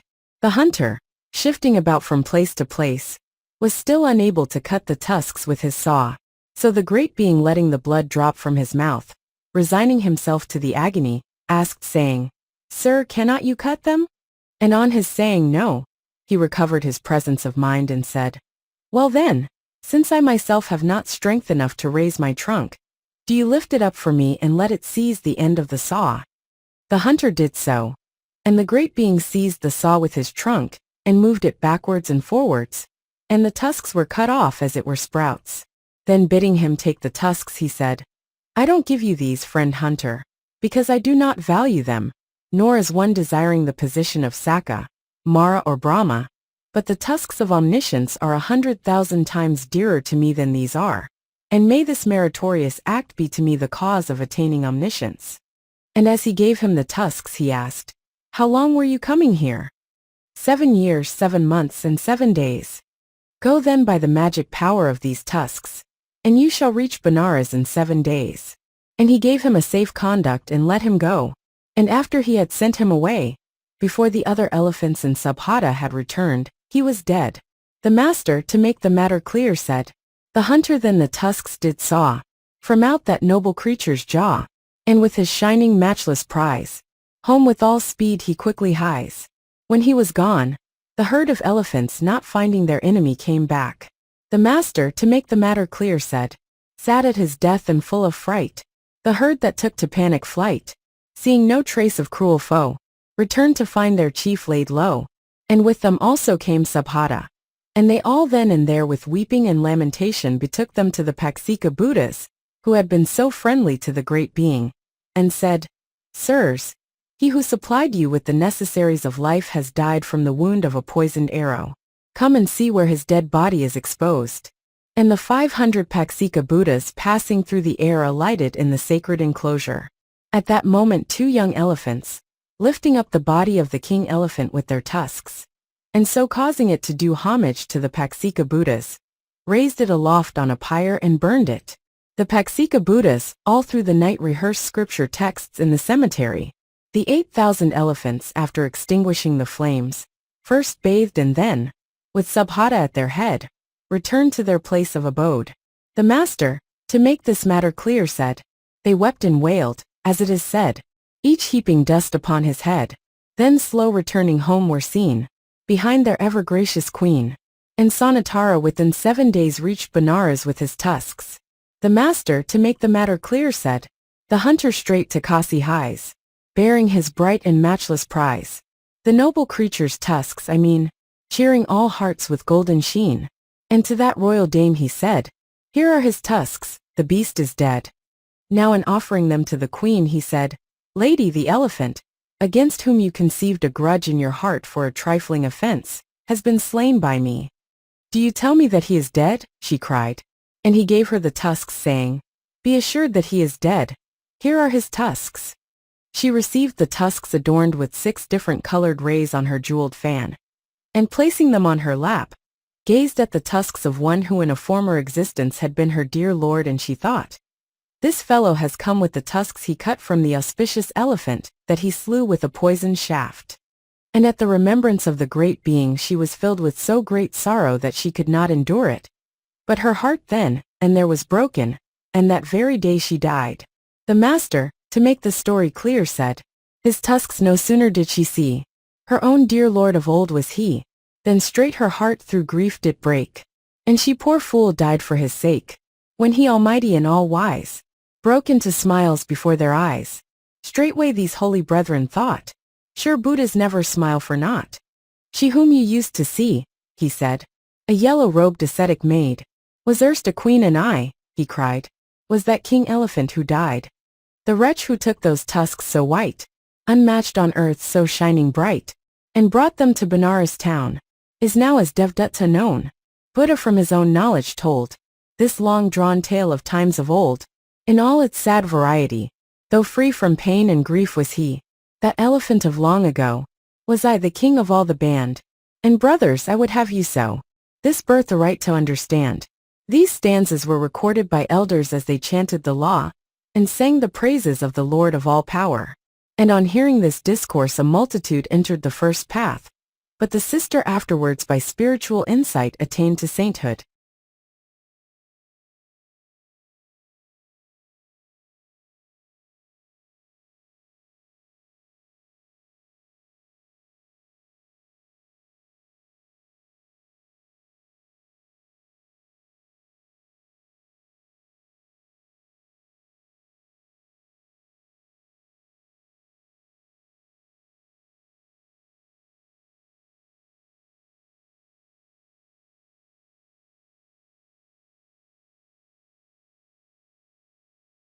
Stories of the Buddha's Former Births. Book 16 Tisanipta. 515. Sambhava Jataka. This rule, etc. This story the master when residing at Jetavana told concerning the perfection of wisdom. The circumstances leading to the introductory story will be set forth in the Mahamaga birth.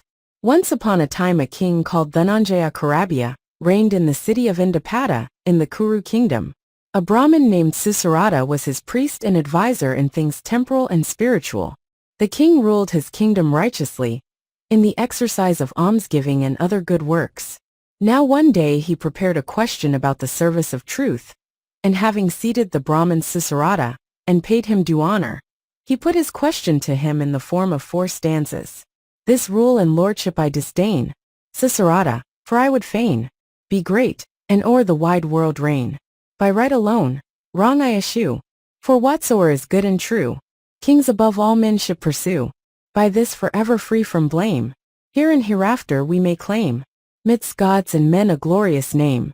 No Brahmin that I fain would do, whatever is deemed both good and true. So pray when asked declare to me, the good and true what they may be. Now this was a profound question, falling within the range of a Buddha. This is a question one should put to an omniscient Buddha, and failing him, to a bodhisattva who is seeking the gift of omniscience. But Susurata, by reason of his not being a bodhisattva, could not solve the question, and so far from assuming an air of wisdom, he confessed his incompetency in the following stanza. No one but Vidura, O king, hath power to tell this wondrous thing. What is, my lord, the good and true, that thou art ever fain to do? The king on hearing his words said, Go then, Brahmin, at once. And he gave him a present to take with him, and in his eagerness to get him off, he repeated this stanza. Lo, straight this weight of gold, my friend, by thee to Vidura I send, meet gift for sage who best can show the good and true that I would know. And with these words he gave him a tablet of gold, worth 100,000 pieces of money, on which to write the answer to the question, a chariot to travel in, an army to escort him, and a present to offer, and straightway dispatched him. Issuing from the city of Indapata, not going straight to Benares, he first visited all places wheresoever sages dwell, and, not finding any one in all India to solve the question, he gradually approached Benares. Taking up his abode there, he went with a few followers to the house of Vidura, at the time of the early meal, and having announced his arrival, he was invited in and found Vidura at breakfast in his own house. The master, to make the matter clear, repeated the 7th stanza. Then straight in haste did Bharadvaja wend his way to Vidura, and found his friend sitting at home, and ready to partake of simple fare his early fast to break. Now Vidura was a friend of his youth, and had been educated in the family of the same master. So after partaking of the meal with him, when breakfast was over, and Sucharada was comfortably seated, on being asked by Vidura, "What brings you here, friend?" he told him why he had come and repeated the 8th stanza. "I come at far-famed Kuru king's behest, sprung from Udithala, and this his quest, to ask thee, Vidura, to tell to me, the true and good, what it may surely be." At that time the Brahmin, thinking to collect the ideas of a number of people, pursues his quest, like to one piling up, as it were, a very Ganges flood, and there is no time for solving the problem. So stating the case, he repeated the 9th stanza, "O'erwhelmed by such a mighty theme, as 'twere by Ganges' flooded stream, I cannot tell what this may be, the good and true you seek from me." And so saying he added, "I have a clever son, far wiser than I am. He will make it clear to you. Go to him." And he repeated the 10th stanza, "A son I have, my very own, 'mongst men as Bhadrakara known. Go seek him out, and he'll declare to thee what truth and goodness are." On hearing this, Sucharada, leaving Vidura's house, went to the dwelling of Bhadrakara, and found him seated at breakfast in the midst of his people. The master, to clear up the matter, repeated the 11th stanza. Then Bharadvaja hastily to Bhadrakara's home did hie, where amidst friends all gathered round, seated at ease the youth was found. On his arrival there he was hospitably received by the youth Bhadrakara, with the offer of a chair and gifts, and taking his seat, on being asked why he had come, he repeated the 12th stanza. "I come at far-famed Kuru king's behest, sprung from Udithala, and this his quest, to ask thee, Bhadrakara, to show me goodness and truth, what they may surely be." Then Bhadrakara said to him, "Just now, sir, I am intent on an intrigue with another man's wife. My mind is ill at ease, so I cannot answer your question, but my young brother Sanjaya has a clearer intellect than I have.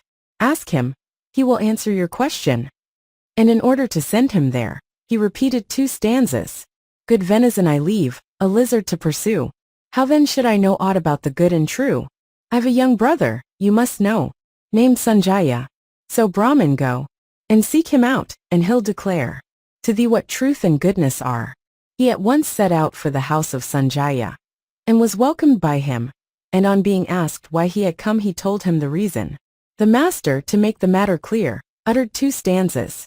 Then Bharadvaja hastily to home of Sanjaya did hie, where amidst friends all gathered round, seated at ease the youth was found. "I come at far-famed Kuru king's behest, sprung from Udithala, and this his quest, to ask thee, Sanjaya, to show to me goodness and truth, what they may surely be." But Sanjaya also was engaged in an intrigue, and said to him, "Sir, I am in pursuit of another man's wife, and going down to the Ganges I cross over to the other side. Evening and morning as I cross the stream, I am in the jaws of death. Therefore my mind is disturbed, and I shall not be able to answer your question.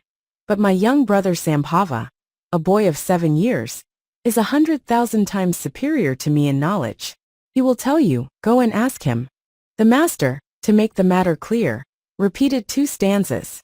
"Death opens wide his jaws for me, early and late. How tell to thee of truth and goodness what they be? I've a young brother, you must know, called Sambhava. So Brahmin, go and seek him out. He will declare to thee what truth and goodness are." On hearing this, Sucharada thought, "This question must be the most wonderful thing in the world. I fancy no one is equal to answering it." And so thinking, he repeated 2 stanzas. "This marvel strange misliketh me, nor sire nor sons, none of the 3, knows how to solve this mystery. If he thus fail, can this mere youth know aught of goodness and of truth?" On hearing this, Sanjaya said, "Sir, do not regard young Sambhava as a mere boy. If there is no one that can answer your question, go and ask him." And describing the qualities of the youth by similes that illustrated the case, he repeated 12 stanzas. "Ask Sambhava nor scorn his youth. He knows right well, and he can tell of goodness and of truth. As the clear moon outshines the starry host, their meaner glories in his splendor lost. E'en so the stripling Sambhava appears to excel in wisdom far beyond his years.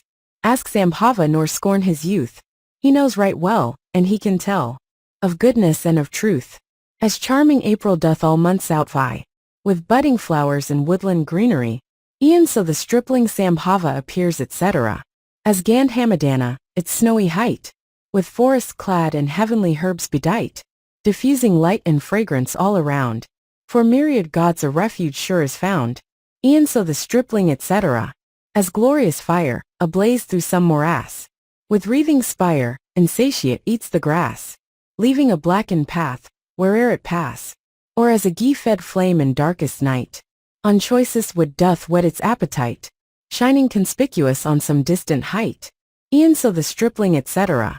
An ox by strength, a horse by speed, displays his excellence of breed, a cow by milk in copious flow, a sage by his wise words we know.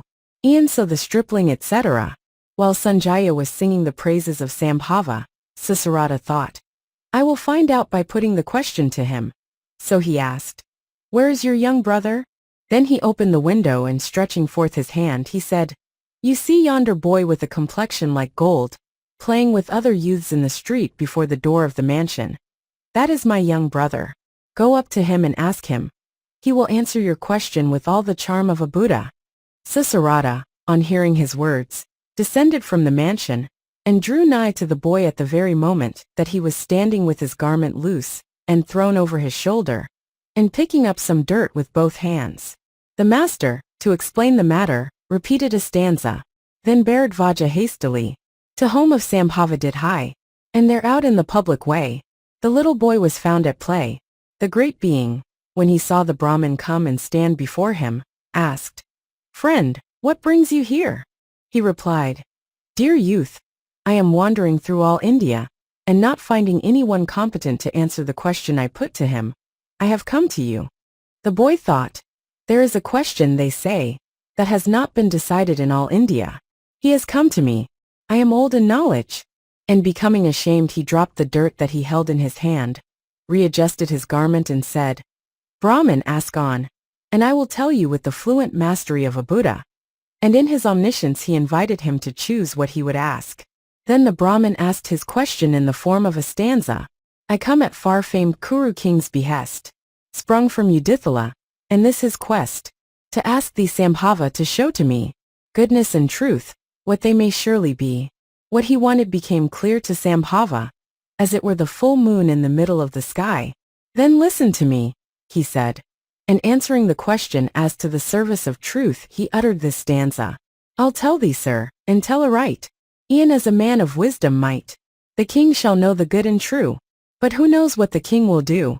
And as he stood in the street and taught the truth with a voice sweet as honey, the sound spread over the whole of the city of Benares, to 12 leagues on every side. Then the king and all his viceroys and other rulers assembled together, and the great being in the midst of the multitude set forth his exposition of the truth. Having thus promised in this stanza to answer the question, he now gave the answer as to the service of truth. In answer to the king, Susaratha proclaim, Tomorrow and today are never quite the same. I bid thee then, O King Udithala, be wise, and prompt to seize whatever occasion may arise. I fain would have thee too, Susaratha, suggest a thought in which his mind may profitably rest. A king all wicked ways should carefully eschew, nor like bewildered fool, an evil course pursue. To loss of his own soul he never should transgress, nor e'er be guilty of deeds of unrighteousness. Himself ne'er be engaged in any evil way, nor ever in wrong path a brother lead astray. These points to carry out whoso doth rightly know, like waxing moon, as king and fame doth ever grow, a shining light to friends and dear unto his kin. And when his body fails, the sage to heaven will win. The great being thus, like to one making the moon to rise in the sky, answered the Brahmin's question with all the mastery of a Buddha. The people roared and shouted and clapped their hands, and there arose 1,000 cries of applause with great wavings of cloths and snapping of fingers. And they cast off the trinkets on their hands, and the value of what they threw down amounted to about 1 crore. And the king of Benares in his joy paid him great honor. And Susaratha, after offering him 1,000 weight of gold, wrote down the answer to the question with vermilion on a golden tablet. And on coming to the city of Indapata, he told the king the answer, as to the service of truth. And the king, abiding steadfast in righteousness, attained to heaven. At the end of the lesson the master said, "Not merely now, brethren, but formerly too, the Tathagata was great in answering questions." And he identified the birth.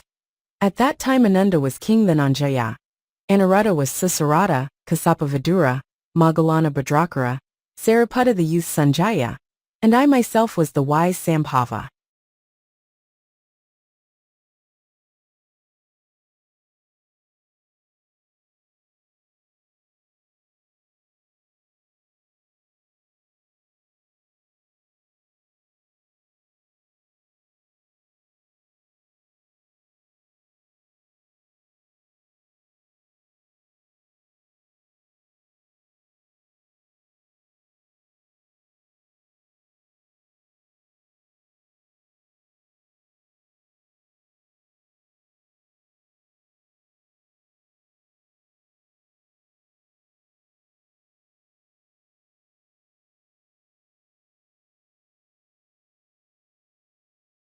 Stories of the Buddha's Former Births.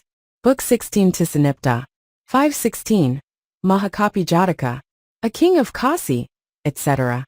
This story was told by the master, when dwelling in the bamboo grove, about Devdutta's hurling a stone at him. So when the brethren blamed Devdutta for having suborned archers to shoot the Buddha, and afterwards hurled a stone at him, the master said, "Not now only, but formerly also, Devdutta flung a stone at me." And so saying he related a story of the past. Once upon a time when Brahmadatta reigned in Benares, a Brahmin husbandman in a village of Kasi, after plowing his fields, loosened his oxen, and began to work with a spade. The oxen, while cropping leaves in a clump of trees, little by little escaped into the forest. The man, discovering that it was late, laid aside his spade to look for his oxen, and not finding them he was overcome with grief, and wandered about the forest, seeking them, till he had entered the Himalaya region. There having lost his bearings he roamed about for 7 days fasting. But seeing a Tanduka tree, he climbed up it to eat the fruit. Slipping off the tree he fell 60 cubits into a hell-like abyss, where he passed 10 days.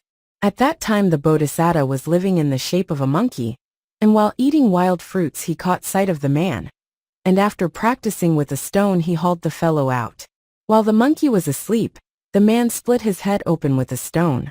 The great being, becoming aware of his action, sprang up and perched on a branch of the tree and cried, "Ho! Sira, you walk on the ground. I will just point out to you the way from the top of the tree, and then we'll be off." So he rescued the fellow from the forest, set him on the right road, and then himself disappeared in the mountainous region. The man, because he had sinned against the great being, became a leper, and even in this world appeared as a preta in human form. For 7 years he was overwhelmed with pain, and in his wanderings to and fro, he found his way into the Magasara Park in Benares, and spreading a plantain leaf in the enclosure he lay down, half maddened by his sufferings. At that moment the king of Benares came to the park, and as he walked about he saw the man and asked him, "Who are you, and what have you done to bring this suffering upon you?" And he told the king the whole story at length. The master, to make the matter clear, said, "A king of Kasi who they say, o'er great Benares once held sway, with courtier friends the road to Ch. Unto Magasara drew near. A Brahmin there the king did see. A walking skeleton was he. His skin was white with leprous blood, and rough like gnarled ebon wood. Astonied at the piteous sight of this sore troubled luckless wight. Alas! Poor wretch, he cried, declare what name mongst ogres thou dost bear. Thy hands and feet are white as snow. Thy head is whiter still, I trow. Thy frame with leprous spots o'ergrown. Disease has marked thee for its own. Thy back like spindles in a row. A long unequal curve doth show. Thy joints are as black knots. I ween, thy like before was never seen. Whence camest thou then, so travel worn? Mere skin and bones, a wretch forlorn. By heat of blazing sun oppressed. By thirst and hunger sore distressed? With frame so marred and awful sight, scarce fit to look upon the light. Thy very mother, no not she, would care her wretched son to see. What sinful deed was thine, I pray? Or wrongfully whom didst thou slay? What the offense I fain would know, reduced thee to this state of woe? Then the Brahmin said, I'll tell thee, sir, and tell thee true. E'en as a good man I should do, for one that never speaketh lies. is praised in this world by the wise. Once in a lonely wood I took my way, seeking my kind that late had gone astray, through pathless tracks of jungle fitting home. For the wild elephant, I heedless roam, lost in the maze of this vast wilderness, from thirst and hunger suffering sore distress. For 7 long days I wander through the wood, where the fell tiger rears his savage brood. E'en rank as poison I was fain to eat, when lo! a lovely tree my gaze doth meet. O'er a sheer precipice it pendant swung, and fragrant fruit from all its branches hung. Whatever had fallen to the wind's cold touch, I greedily devoured and relished much. Then still unsated I climbed up the tree. That way, methought, lies full satiety. I ne'er had tasted such ripe fruit before, and stretching forth my hand to gather more, the branch, on which my body rested, broke, as though clean severed by the woodman's stroke. With broken bough head over heels I went, with naught to check me in my swift descent, over the side of rocky precipice, without escape from bottomless abyss. The depth of water in the pool beneath saved me from being rudely crushed to death. So there, poor luckless wight, without a ray of hope to cheer me, 10 long nights I lay. At length a monkey came, long-tailed was he, and made his home in some rock cavity. And as he stepped from bough to bough, the brute did ever pluck and eat the dainty fruit. But when my thin and pallid form he spied, touched with compassion for my woes, he cried, "Alas, poor wretch, whom I see lying there, thus overwhelmed with anguish and despair. If man or goblin, who thou art, declare." Then with due reverence I made reply, "A man, and doomed without escape am I.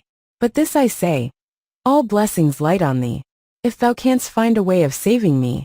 The monkey, stepping on the height above, carried a heavy stone, his strength to prove, and when by practice he was perfect grown, the mighty one his purpose thus made known. "Climb thou, good sir, upon my back and cast thy arms about my neck and hold me fast. Then will I with all speed deliver thee from the stone walls of thy captivity." I hearkened gladly, while remembering the counsels of the glorious Monkey King, and climbing on his back my arms I cast round the wise creature's neck, and held him fast. The monkey then, so brave and strong was he, exhausted by the effort though he be, from rocky fastness soon uplifteth me. And having haled me out, the hero cried, "I'm weary. Stand as guard, sir, by my side, while I anon in peaceful sleep abide. Lion and tiger, panther, eke and bear, if they should ever take me unaware, would kill me straight. To watch shall be thy care." While as I watched he took a moment's rest, an ugly thought was harbored in my breast. Monkeys and such like deer are good to eat. What if I kill him and my hunger cheat? The beast if slain would furnish savory meat. When sated, here no longer will I stay, but well provisioned for full many a day. Out from this forest I will find a way. Taking a stone his skull I well nigh broke, but a lame hand put forth a feeble stroke. The monkey quickly bounded up a tree, and all bestained with blood regarded me from far with tearful eyes reproachfully. "God bless thee. Act not thus, I pray, good sir, for otherwise thy fate I dare aver will long all others from such deeds deter." Alas, for shame! What a return is this!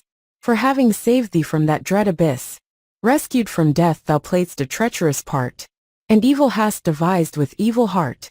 Vile wretch, beware lest sharpest agony springing from evil deed bring death to thee, e'en as its fruit destroys the bamboo tree. I trust thee not, for thou wouldst work me ill. Walk well in front that I may see thee still. From ravening beast escaped thou mayst regain the haunts of men, the path that stretches plain before thine eyes, follow as thou art fain. At this the monkey dried his tears and sped up to a mountain tarn and bathed his head from stain of blood, by me alas, 'twas shed. There too, with burning pains through him accursed, I dragged my tortured frame to quench my thirst. But when to that blood-stained lake I came, the crimson flood appeared one mass of flame. Each liquid drop from it that did bedew my body straight into a pustule grew, like a cleft vilva fruit, in size and hue. The sores discharging yield a loathsome smell, and wheresoe'er I fain would gladly dwell. In town and countryside, all fly pell-mell, scattered by odors foul, the while they ply their sticks and stones. And come not thou too nigh to us, poor wretch, all men and women cry. Such is the pain for 7 long years I bear. According to his deeds each man doth fare. May good be with you all that here I see. Betray ye not your friends. How vile is he that sins against a friend with treachery. All who on earth to friends have proved untrue, as lepers here their sin must ever rue. And when the body fails, in hell are born anew. And while the man was speaking with the king, even as he spoke, the earth opened its mouth, and at that very moment the man disappeared, and was reborn in hell. The king, when the man was swallowed up in the earth, came forth from the park and entered the city. The master here ending his lesson said, "Not only now, brethren, but formerly too, Jayaddisa flung a stone at me." And he identified the birth. At that time the treacherous friend was Jayaddisa. I myself was the monkey king.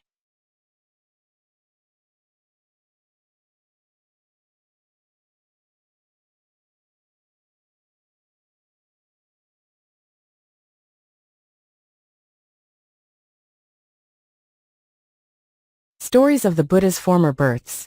Book 16 Tisanipta. 517, Dakarakkhasa Jataka. All of this will be set forth in the Mahamagga birth.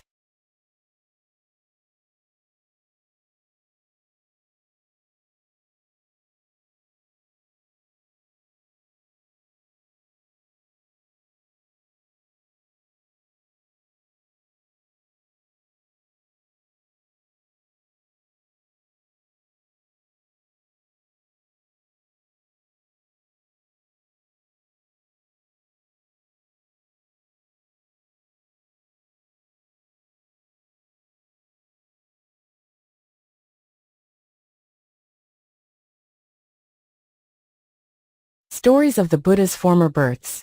Book 16 Tisanipta. 518 Pandara Jataka. No man that lets, etc. This was a story told by the master, whilst sojourning at Jetavana, as to how Jayaddisa told a lie, and how the earth opened and swallowed him up.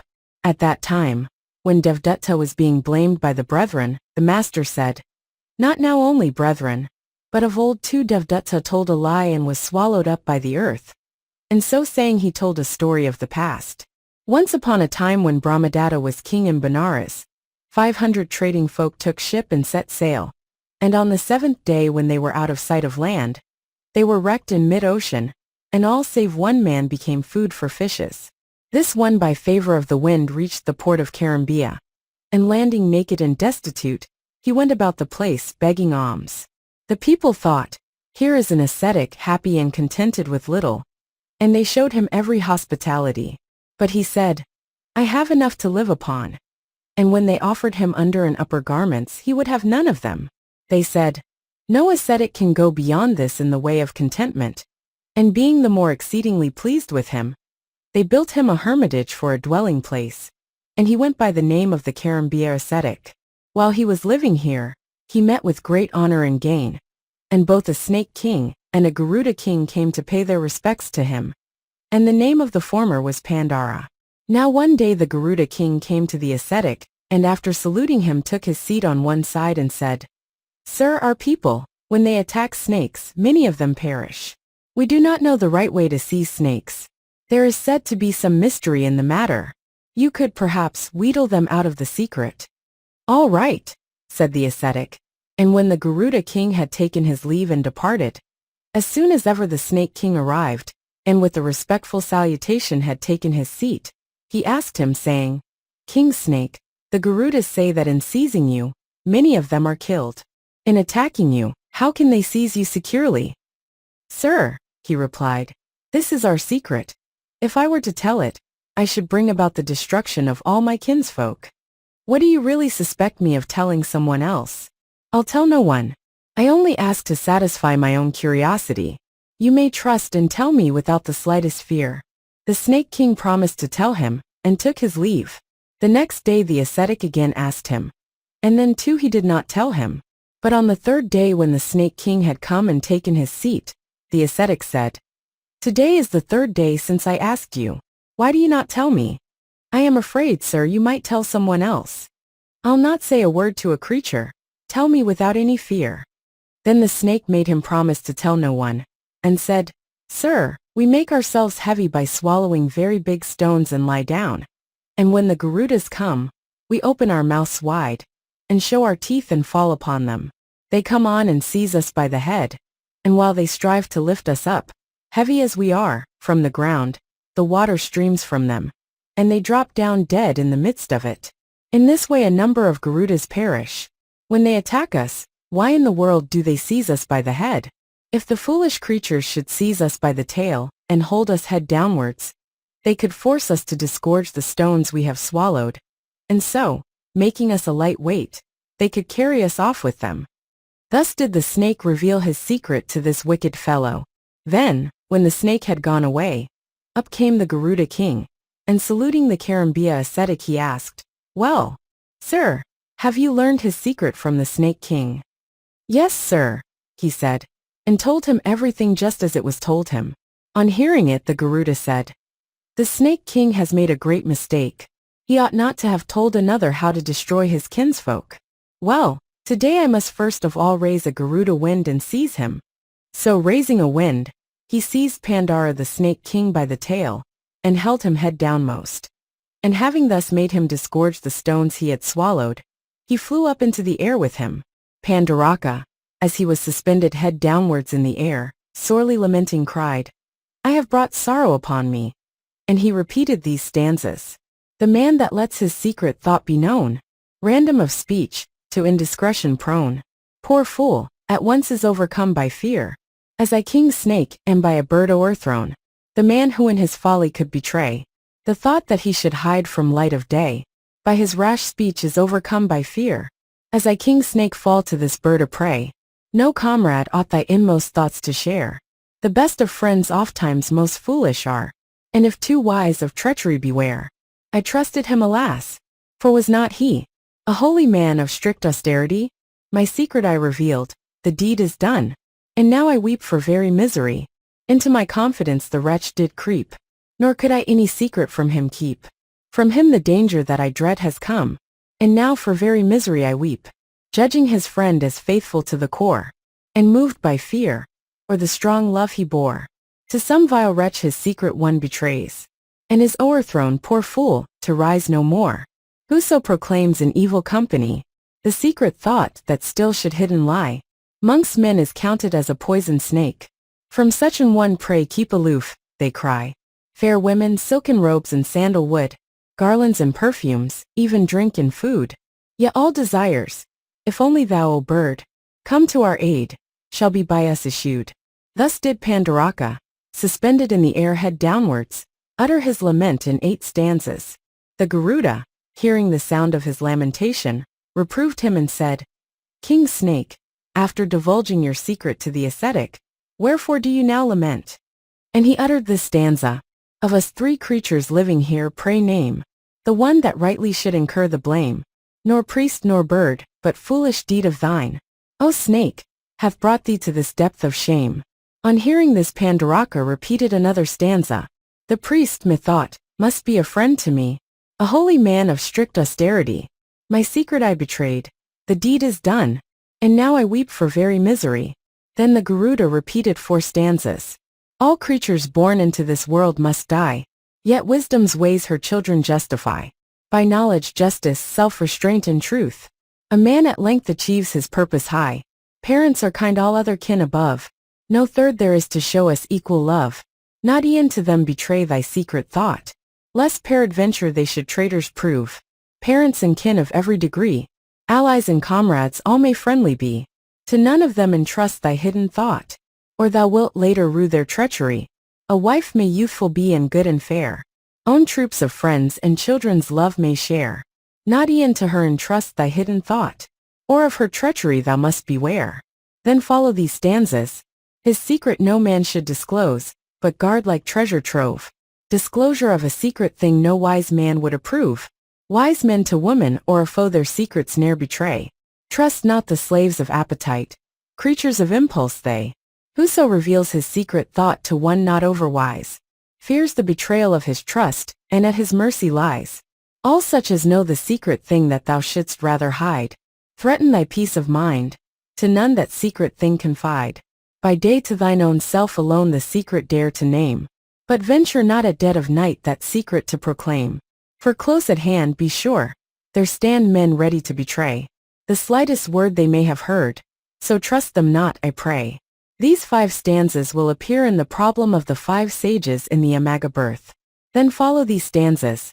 As some huge city fenced on every side, with moat of iron wrought has long defied all entrance of a foe to fairy land. So e'en are they that do their counsels hide, who by rash speech to secrets give no clue, but ever steadfast to themselves are true. From them all enemies do keep aloof, as men flee far when deadly snakes pursue. When the truth had been thus proclaimed by the Garuda, Pandara said, a tonsured, nude ascetic left his home, and seeking alms did through the country roam. To him my secret I alas did tell, and straight from happiness and virtue fell. What line of conduct should a priest pursue? What vows take on him, and what faults eschew? How free himself from his besetting sin, and at the last a heavenly mansion win? The Garuda said, by patience, self-restraint, long-suffering, by calumny and ire abandoning, thus may a priest get rid of every sin, and at the last a heavenly mansion win. Pandara, on hearing the Garuda king thus declare the truth, begged for his life and repeated this stanza. As mother gazing on her baby boy, is thrilled in every limb with holy joy, so upon me, O king of birds, bestow that pity mothers to their children show. Then the Garuda, in granting him his life, repeated another stanza. O snake, today from death I set thee free. Of kinds of children there are only 3, pupil, adopted child and true-born son. Of these rejoice that thou art surely one. So saying, he alighted from the air and placed the snake upon the ground. The master, to make the matter clear, repeated 2 stanzas. The bird, so saying, straight released his foe, and gently bore him to the earth below. Set free today, go safe from danger, dwell in water or on land. I'll guard thee well, as a skilled leech to men with sickness cursed, or a cool tank to those that are athirst, as house that shelters from a chilling frost. So I a refuge prove to thee when lost. And saying, be off, he let him go. And the snake disappeared in the abode of the Nagas.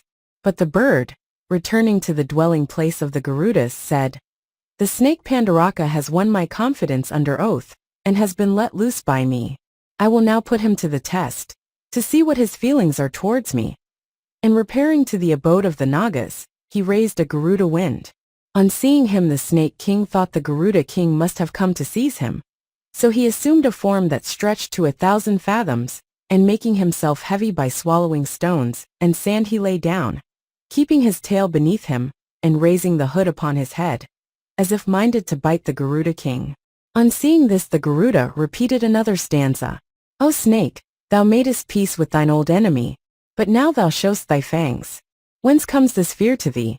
On hearing this, the snake king repeated 3 stanzas. Ever suspect a foe, nor trust thy friend as staunch. Security breeds fear, to kill thee root and branch. What? Trust the man with whom one quarreled long ago? Nay, stand upon thy guard. No one can love his foe. Inspire a trust in all, but put thy trust in none. Thyself suspected not, be to suspicion prone. He that is truly wise ought every nerve to strain, that his true nature ne'er may be to others plain. Thus did they talk one with another, and becoming reconciled and friendly, they repaired together to the hermitage of the ascetic. The master, to make the matter clear, said, the godlike graceful pair of them now see, breathing an air of holy purity.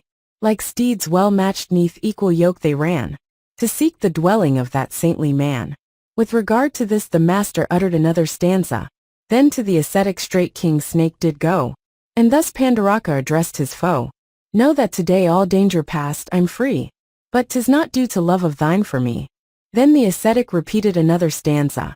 To that bird king, I solemnly declare, I greater love than e'er to thee did bear. Moved by affection for that royal bird, I have set purpose, not through folly erred. On hearing this, the snake king repeated 2 stanzas. The man that looks at this world and the next, ne'er finds himself with love or hatred vexed. 'Neath garb of self-restraint thou fain wouldst hide, but lawless acts that holy garb belied. Thou seeming noble, art with meanness stained, and as ascetic clad art unrestrained. By nature with ignoble thoughts accursed, thou in all kinds of sinful act art versed. So to reprove him, he uttered this stanza, reviling him. Informer, traitor that wouldst slay, a guileless friend, be thy head riven. By this my act of truth I pray, piecemeal, all into fragments 7. So before the very eyes of the Snake King, the head of the ascetic was split into 7 pieces, and at the very spot where he was sitting the ground was cleft asunder, and disappearing into the earth, he was reborn in the Avicii hell.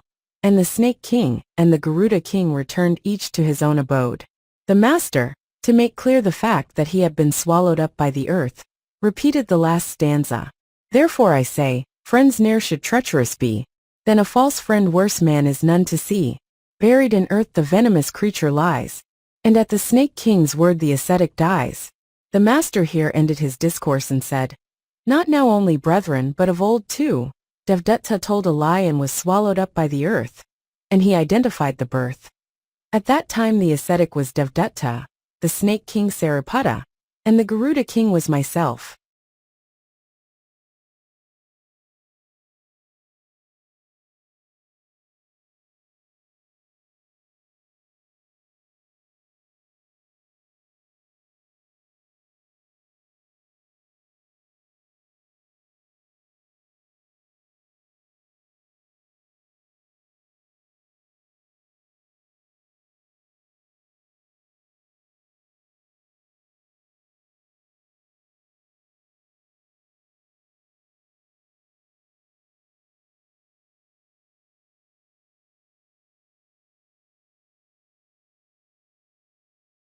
Stories of the Buddha's Former Births.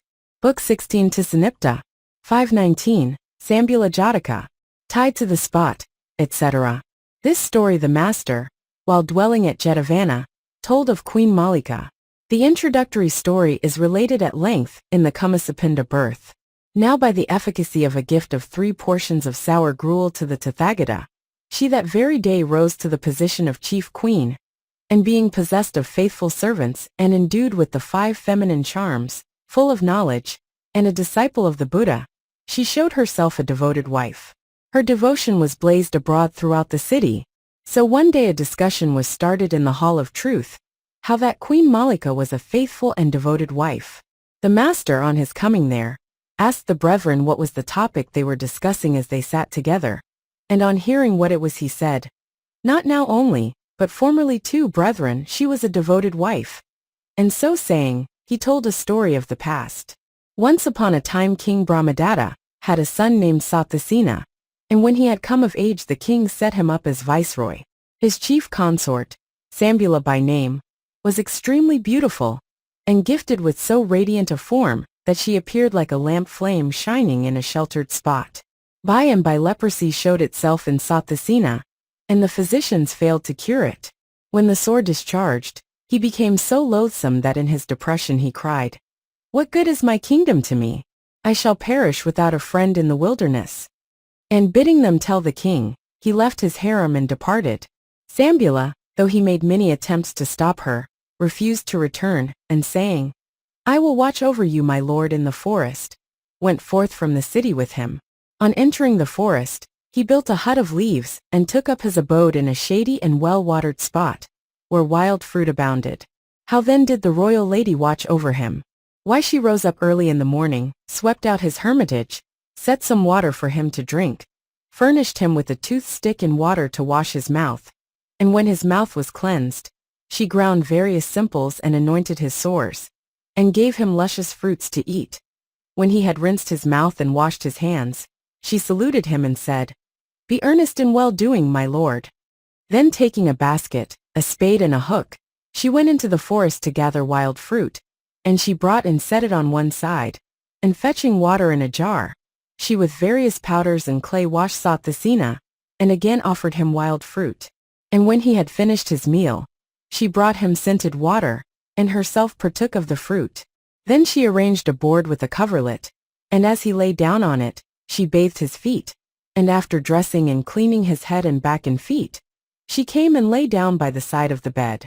In this way did she watch over her lord. One day, as she was bringing fruit from the forest, she espied a mountain cave, and putting down the basket from her head, she stood on the edge of the cave, and stepping down to bathe, she rubbed her body all over with yellow dye and took a bath. After washing herself, she climbed up again, and put on her bark garment, and stood on the edge of the pool. And the whole forest was lighted up with the radiance that was shed from her person. At that moment a goblin, going forth to find his prey, caught sight of her, and falling in love with her, he repeated a couple of stanzas, tied to the spot and trembling as in fear. Who in this rocky cave is standing here? Tell us, I pray, O slender-waisted dame, who may thy kinsman be, and what thy name? Who art thou, lady, ever fair and bright? And what thy birth that thou canst flood with light? This grove, fit home of every beast of prey? An ogre I to thee do homage pay. On hearing what he said, she replied in 3 stanzas. Prince Satthasena, know full well, is heir to Kasi throne. And I, this prince's wedded wife as Sambula am known. Videha's royal son is sick and in the forest lies. Alone I tend him, mad with pain, or else he surely dies. This savory bit of venison I picked up in the wood, and bear it to my lord today, now faint for want of food. This is followed by stanzas spoken alternately by the goblin and the lady. What good is this sick lord of thine, O Sambula, to thee? No wife, but nurse is what he craves. I will thy husband be. With sorrow worn, a wretch forlorn, no beauty can I claim. If thou art fain a bride to gain, go woo some fairer dame. 400 wives have I to grace my home on yonder hill. O lady, deign o'er them to reign, and each fond wish fulfill.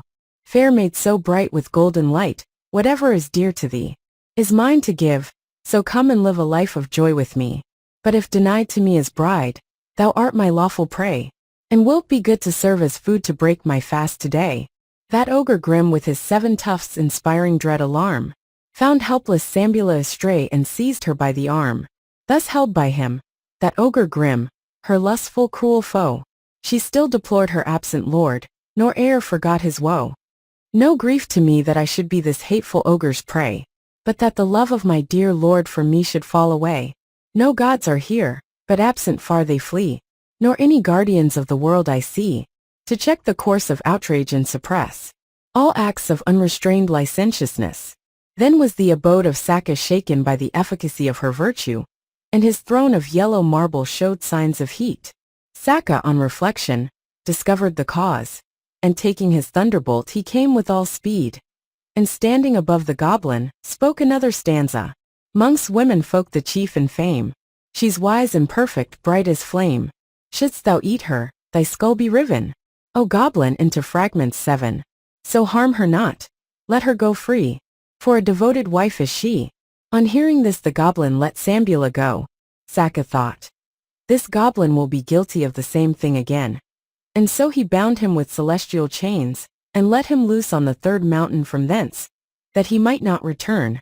And after earnestly exhorting the royal lady, he departed to his own abode. And the princess, after sunset, by the light of the moon reached the hermitage. To explain the matter, the master repeated 8 stanzas. Escaped from ogre, to her hut she fled, as bird returning finds its fledglings dead, or cow, robbed of her calf, laments an empty shed. Thus Sambula, of royal fame, made moan, wild-eyed and helpless, in the wood alone. Hail priests and Brahmins, righteous sages too. Deserted, I for refuge fly to you. All hail, ye lions and ye tigers fell, and other beasts that in the woodland dwell. All hail, ye grasses, herbs and plants that creep. All hail, ye forests green and mountains steep. All hail tonight, bedecked with stars on high, dark as blue lotus of the deepest dye. All hail to Ganges, mother of rivers she, known amongst men as famed Bhagirathi. Hail Himavat, of all the mountains king, huge rocky pile, o'ertopping everything. Regarding her, as she uttered this lamentation, Satthasena thought, she is overdoing her lamentation. I do not quite know what it all means. If she were acting thus for love of me, her heart would be broken. I will put her to the test. And he went and sat at the door of his hut. She, still lamenting, came to the door, and making a low obeisance, she said, "Where has my lord been?" "Lady," he said, "on other days you have never come at this hour. Today you are very late." And in the form of a question he spoke this stanza. "Illustrious lady, why so late today? What favored lover led to this delay?" Then she made answer, "My lord, I was returning with my fruit when I beheld a goblin, and he fell in love with me, and seizing me by the hand he cried, 'Unless you obey my words, I will eat you alive.' And at that moment, sorrowing for you only, I uttered this lament. And she repeated this stanza. Seized by my foe, I full of woe, these words to him did say. No grief to me that I should be a hateful ogre's prey, but that the love of my dear Lord from me should fall away. Then she told him the rest of the story, saying, So when I was seized by this goblin, and was unable to make him let me go, I acted so as to excite the attention of the god. Then Saka came, thunderbolt in hand, and standing in the air, he threatened the goblin and made him release me. And he bound him with magic chains and deposited him on the third mountain range from here, and so departed. Thus was I saved by means of Saka. Satyasena on hearing this replied, Well, lady, it may be so. With womankind it is hard to discover the truth. In the Himalaya region dwell many foresters, ascetics and magicians. Who shall believe you? And so saying he repeated a stanza.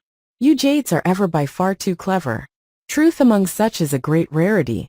Ways of the sex are enough to perplex. E'en as the course of a fish in the sea. On hearing his words she said, My lord, though you do not believe me, by virtue of the truth I speak, I will heal you. So, filling a pot of water and performing an act of truth, she poured the water on his head and spoke this stanza. May truth for I my shelter be, as I love no man more than thee. And by this act of truth I pray, may thy disease be healed today. When she had thus performed an act of truth, no sooner was the water sprinkled over Satyasena, than the leprosy straightway left him, as it were copper rust washed in some acid. After staying a few days there, they departed from the forest, and coming to Benares, entered the park.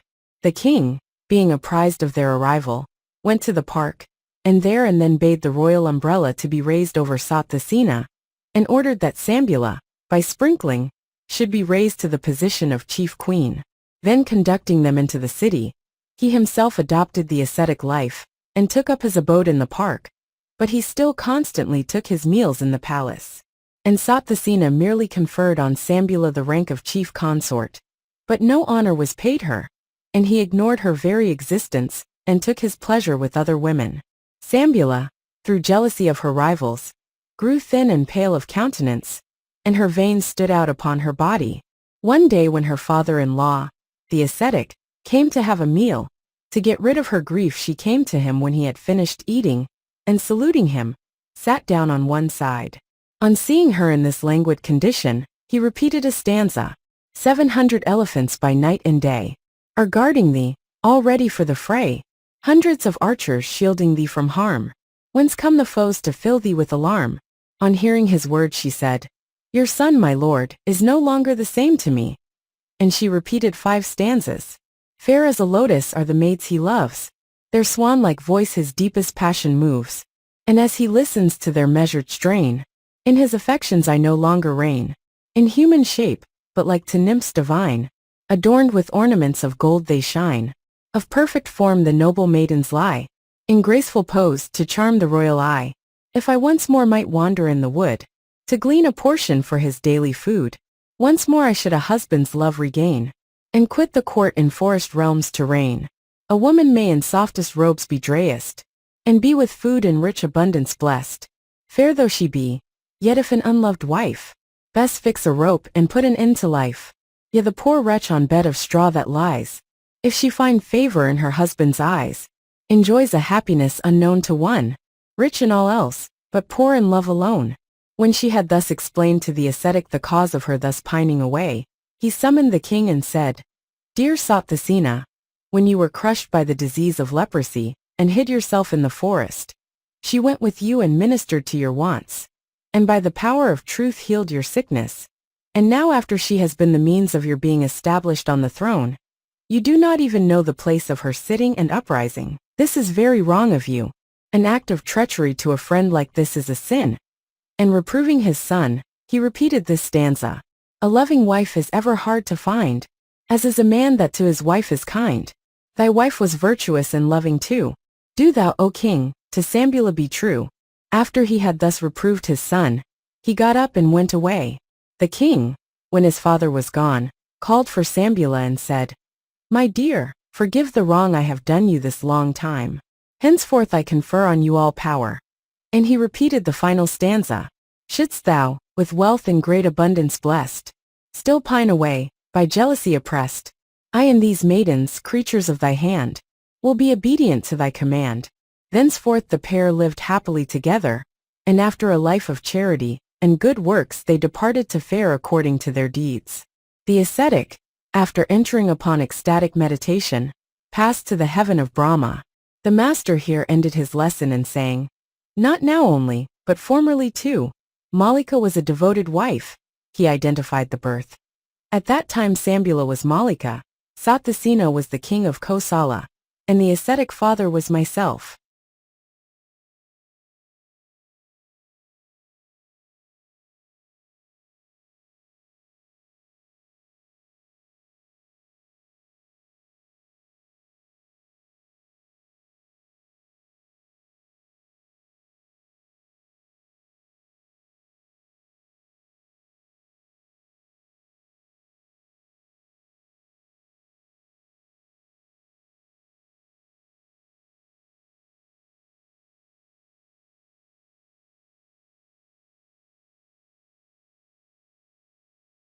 Stories of the Buddha's Former Births. Book 16 Tisanipta. 520, Gandatindu Jataka. Zeal is the way, etc. This story the master, dwelling at Jetavana, told concerning the admonition of a king. This admonition of a king has already been related in full. Once upon a time in the kingdom of Kampila, in a city of the northern Pancalas, a king called Pancala, being established in evil courses and reckless, ruled his kingdom unrighteously. So all his ministers likewise became unrighteous. His subjects being oppressed by taxation took their wives and families, and wandered in the forest like wild beasts. Where once stood villages, there now were none. And the people through the fear of the king's men by day did not venture to dwell in their houses, but fencing them about with thorn branches. As soon as the day broke, they disappeared into the forest. By day they were plundered by the king's men, and by night by robbers. At that time the Bodhisattva came to life in the form of a divinity of a Tanduka tree outside the city, and every year received from the king an offering worth 1,000 pieces of money. And he thought, "This is a Roy Faineant. His whole kingdom is going to ruin. Besides me there is no one that can set the king in the right way, and he is a benefactor to me, and every year honors me with an offering of 1,000 pieces. I will admonish him." So in the night he entered into the royal chamber, and taking up his position at the bed's head he stood poised in the air, emitting a bright light. The king, when he saw him thus shining like the newly risen sun, asked him who he was and wherefore he had come. On hearing his words he said, "Great king, I am the divinity of the Tanduka tree, and I come to give you good advice." "What advice have you to give me?" said the king. "Sire," said the great being, "you are careless in your rule, and so all your kingdom is going to ruin, as if it were the prey of hirelings. Kings that are careless in their rule are not masters of all their realm, but in this world they meet with destruction, and in the world to come they are reborn in hell. And when they are careless both those within their domain, and those outside it are careless too. And therefore a king ought to be exceedingly careful." And so saying, to inculcate a moral lesson, he repeated these stanzas. "Zeal is the way to nirvana, but sloth leads to death, it is said. While vigilant souls never die, the careless are even as dead. From pride as its root cometh sloth, from sloth cometh loss and decay. Decay is the parent of sin. All sloth, O great king, put away. Brave souls by their sloth many times of wealth, and of realm have been shorn. And so village lords may become like the waif, without home all forlorn. When a prince in his rule groweth slack, untrue to his name and his fame, should his wealth all at once disappear, of that prince it is counted as shame. Thou art slack out of season, O king, from the right thou hast wandered away. Thy realm that so flourished of old to robbers doth now fall a prey. No son shall inherit thy realm, with its treasures of gold and of corn. Thy realm to the spoiler a prey, and thou of thy wealth least shorn. The prince that is stripped of his realm, with its stores and its wealth manifold, his friends and his kith, and his kin esteem him no more as of old. His guards and his charioteers, his horse and his footmen so bold, as they see him of all dispossessed, regard him no more as of old. The fool of disorderly life is by evil advice led astray. Soon stripped is the fool of his fame, as the snake its old skin casts away. But the man who arising betimes unwearied and orderly is. His oxen and kine thrive apace, and riches increasing are his. Great king, ever open thine ears, and list to what people may say, that seeing and hearing the truth, thou mayst win to good fortune thy way. Thus did the great being admonish the king in 11 stanzas. And go, said he, without delay and foster thy kingdom, and destroy it not. And so departed to his own abode. And the king hearkened to his words, and being much moved, on the morrow he handed over his kingdom to his ministers. And accompanied by his chaplain he left the city betimes by the eastern gate, and went a furlong's distance. There an old man, a native of the village, carried branches of thorn from the forest, and putting them all round his house closed the door, and with his wife and children betook himself to the forest. At eventide, when the king's men had departed, he returned to his house, and by the door his foot was pierced with a thorn point, and sitting cross-legged, and extracting the thorn, he cursed the king in the following stanza. Struck by an arrow in the fray, so may Pancala mourn, as I have cause to grieve today, thus wounded by a thorn. This imprecation on the king came about by the power of the Bodhisattva, and it was as one possessed by the Bodhisattva that he cursed him. In this light is his action to be regarded. Now at this juncture the king and his chaplain stood before him in disguise. So the chaplain, hearing his words, uttered another stanza. Thou art old, my good sir, and thy sight is too dim to discern things aright, I'll be sworn. As for King Brahmadatta, what is it to him that thy foot has been pierced by a thorn? On hearing this the old man repeated 3 stanzas. 'Tis due to Brahmadatta sure that I am racked with pain, just as defenseless folk are oft by their oppressors slain. By night to thieves a prey are we, to publicans by day. Lewd folks abound within the realm, when evil kings bear sway. Distressed by such a fear as this, men to the forest flee, and round their dwellings scatter thorns, for their security. On hearing this the king, addressing his chaplain, said, Master, the old man speaks truly. It is our fault. Come, let us return and rule the kingdom righteously. Then the Bodhisattva, taking possession of the body of the chaplain, stood before him and said, Great king, let us investigate the matter. And passing from that village to another one, they listened to the words spoken by an old woman. She was, it is said, a poor woman, and had 2 grown-up daughters under her care, whom she would not allow to enter the forest. But she herself brought firewood and leaves of trees, and ministered to her daughters. One day she climbed up a bush to gather leaves, and falling rolled upon the ground, and she cursed the king, threatening him with death, and uttered this stanza. Oh, when will Brahmadatta die? For long as he shall reign. Our daughters live unwed, and for husbands sigh in vain. Then the priest, checking her, spoke this stanza. Evil and profitless with all these words of thine, O jade! Whence shall the king find in his realm a husband for each maid? The old woman, on hearing this, repeated 2 stanzas. Not evil are these words of mine, nor spoken all in vain. So long as thy defenseless folk are by oppressors slain.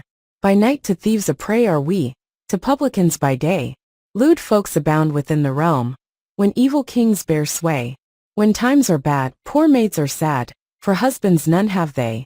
Hearing her words they thought, she speaks to the point. And going farther on they listened to what a plowman was saying. As he was plowing, they say, his ox called Celia was laid low, being struck by the plowshare. And its owner cursed the king and repeated this stanza. So may Pancala fall to earth by spear thrust of his foe. As Celia by plowshare hurt, poor wretch, here leaf low. Then the priest, to check him, spoke this stanza.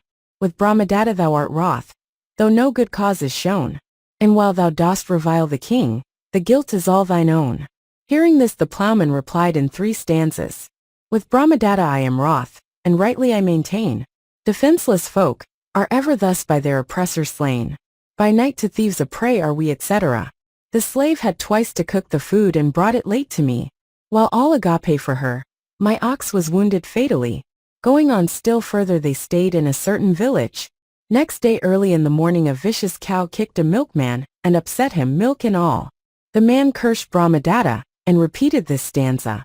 By stroke of sword Pancala's lord shall fall amidst the fray. As I'm laid low by kick of cow, milk pail and all today.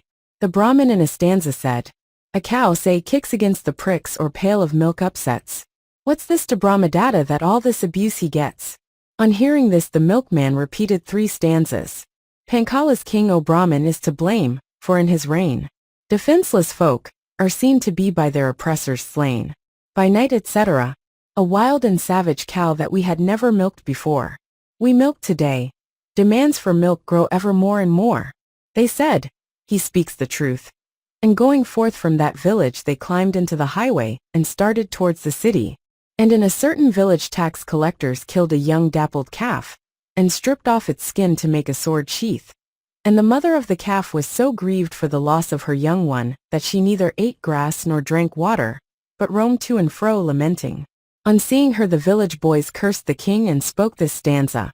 So let Pancala pine away and childless weep in vain, as this poor cow distracted seeks the calf that men have slain. Then the priest spoke another stanza. When from its herd some beast escapes and roars to ease its pain, herein what cause hast thou of Brahmadatta to complain? Then the village boys repeated 2 stanzas. King Brahmadatta's sin in this, Brahman, to me is plain. Defenseless folk are ever thus by their oppressors slain. By night to thieves a prey are we, to publicans by day. Lewd folks abound within the realm, when evil kings bear sway. Why should a tender calf be killed? Just for a sheath, I pray. You speak truth, they said and departed. Then going on their way, in a certain dry tank crows were striking frogs with their beaks and devouring them. When they reached this spot, the Bodhisattva by the exercise of his power cursed the king by the mouth of a frog, saying, So may Pancala killed in fight be eaten, sons and all.